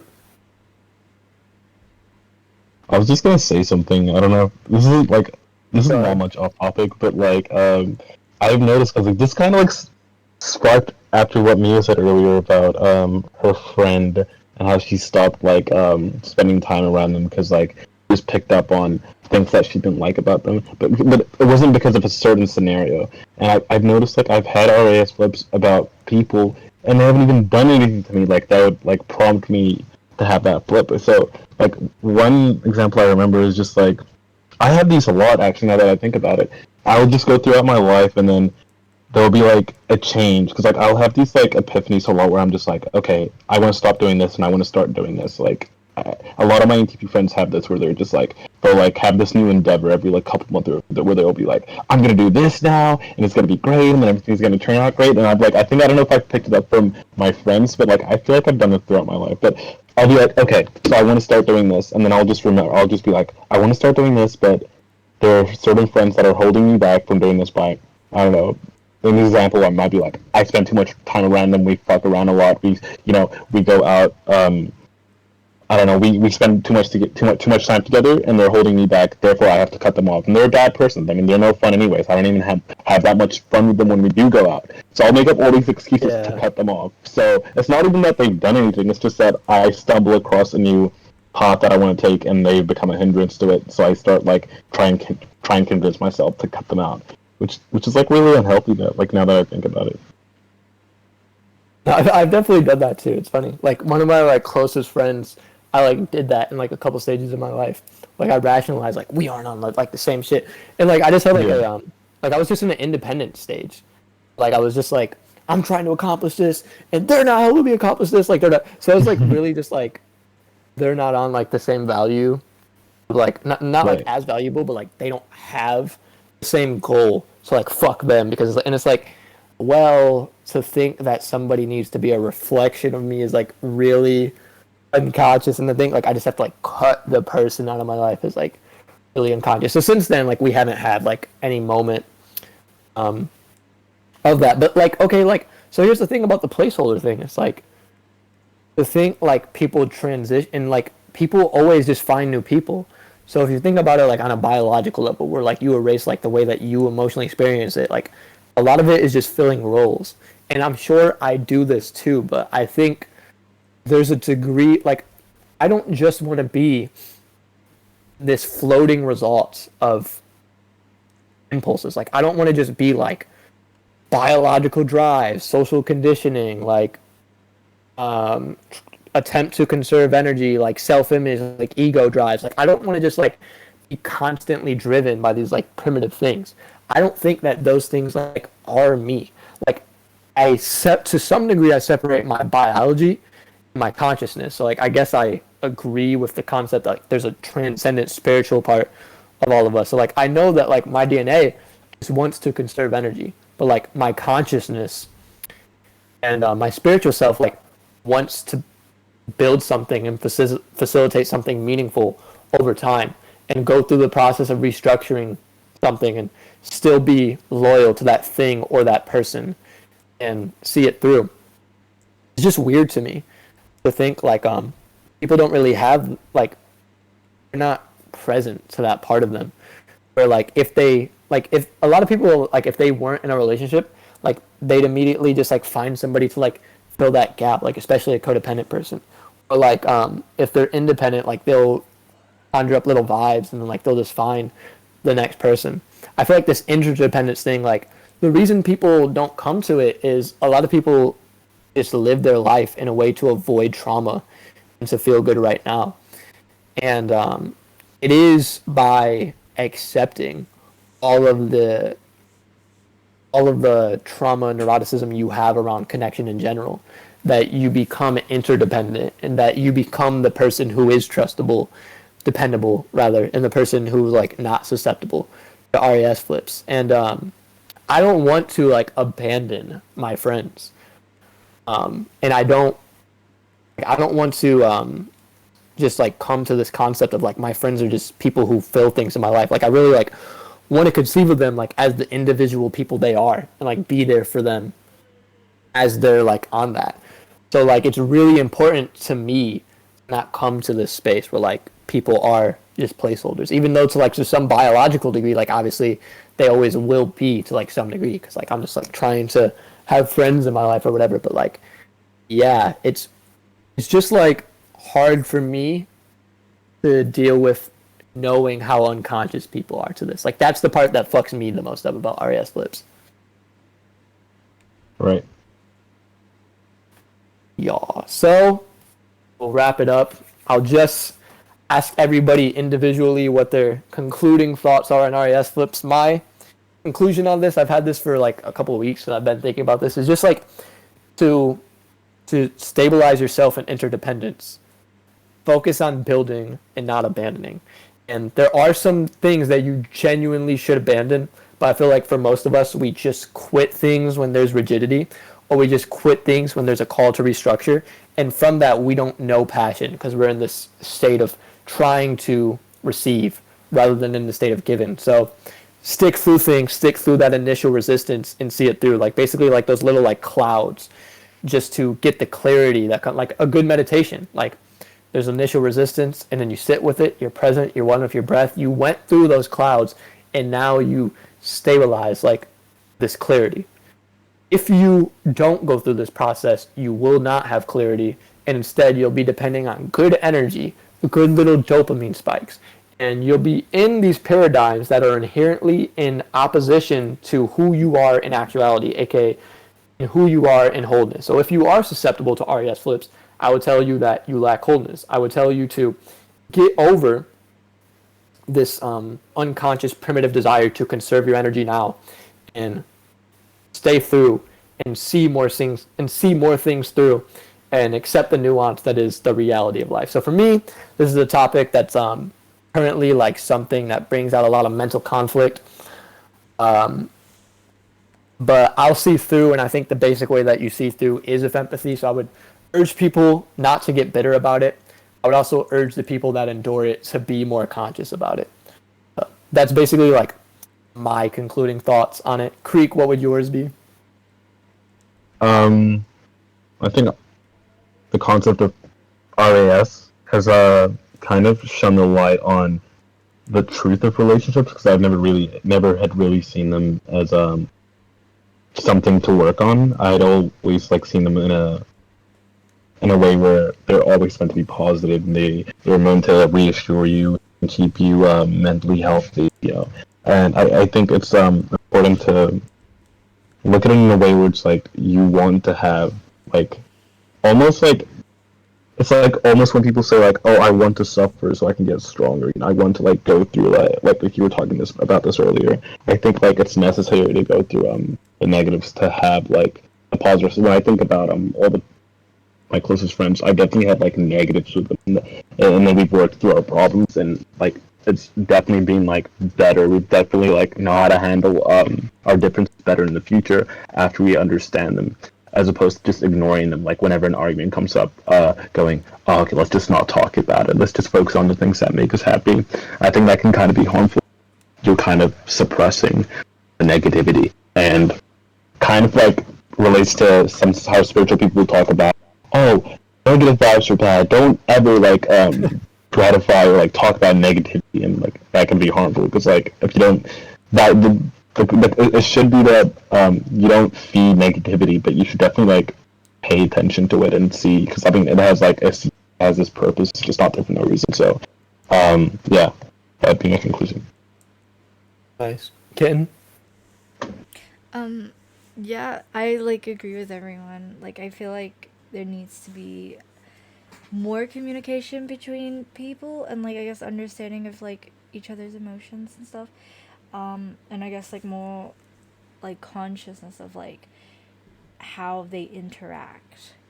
Sorry, I'm like tired and my brain's like flipping through everything everyone just It's said. RAS flipping. Yeah, like no, like every time we have like these podcasts, it's like a therapy session for me, and I'm like freaking out because of that stupid revelation I had earlier. Like I've been freaking out the entire time, but like yeah, no, like that's literally like one of the I guess bigger takeaways I think for me at least, like learning about like what RAS flips are, like it just stems from like yeah people just not understanding each other and then like manifesting that in like bad behavior, and it's like it's things that people can like easily like work through, but like they just they just have like a proclivity not to, or like a what's it called, desire not to, in order to like protect themselves. But They just don't resonate with it. So I yeah, think like if you're going to work on it, you don't just like it's like I'm gonna become aware, like you transcend to like a yeah, it's a different paradigm. process. It's like a different filter in general. Yeah. You raise to interdependence. Yeah, like yeah, it's like it's not like something you have to like sorry, you can go through like overnight. Like it takes time, and like it might be quicker with some people, but like for the most part, like when you're changing yourself, like it's going to take some time, especially if it's like a paradigm like shifting thing. Like it's never going to just be like straight away. Yeah, and that sounds like really funny on like the level of relationships is like think about like people that are bad for each other, like the kind of like codependent and narcissists, like they usually have like this really big draw, and then like they feel really good, and then like they fuck each other up. So like initial resistance is not indicative of lack of something being good for you. Rather that be like a thing, like music, a hobby, or rather that be like a person, a relationship. Like it does not mean something is bad for you. It's just like that's where you are weak, and like that thing exists so you can go through it and like healthily go through it. And like lacking relationships like that are why people go to codependence and independence. Is why they go to these taking paradigms and these unconscious paradigms. So like if you find, especially if you find people in your life who stay with you while you figure this out, and like people who are present for you and still like have an unchanging adoration and endearment for you while you restructure things, like those people are invaluable, and like those are the type of people who will restore a sense of interdependence with you. um Yeah. so yeah, Mia, what is your concluding thoughts? Um, I feel like all of my concluding thoughts are pretty much everything that I've already said. Just because I feel like my like perspective on RAS flips is still very different than um like what you guys like perceive them as, just because I don't experience them as often. But I do think that I want to like re-highlight the one thing that I said earlier, when you were asking like how to like avoid having them, I guess, because you were wondering if I like purposely avoid having RAS flips, which I don't. But I still think that like the whole like communication and like looking for patterns is very important when it comes to those things, because you don't want to accidentally like ruin like a genuine like meaningful relationship that could have been long term and not just like a little like placeholder thing, just because of an RAS flip. Yeah, definitely. Does anybody else have anything they want to add? No. Okay, cool. Everybody, we will see you on the Columbine deep dive Oh coming my up. goodness. Thank everybody for watching, and we are out of here. Bro,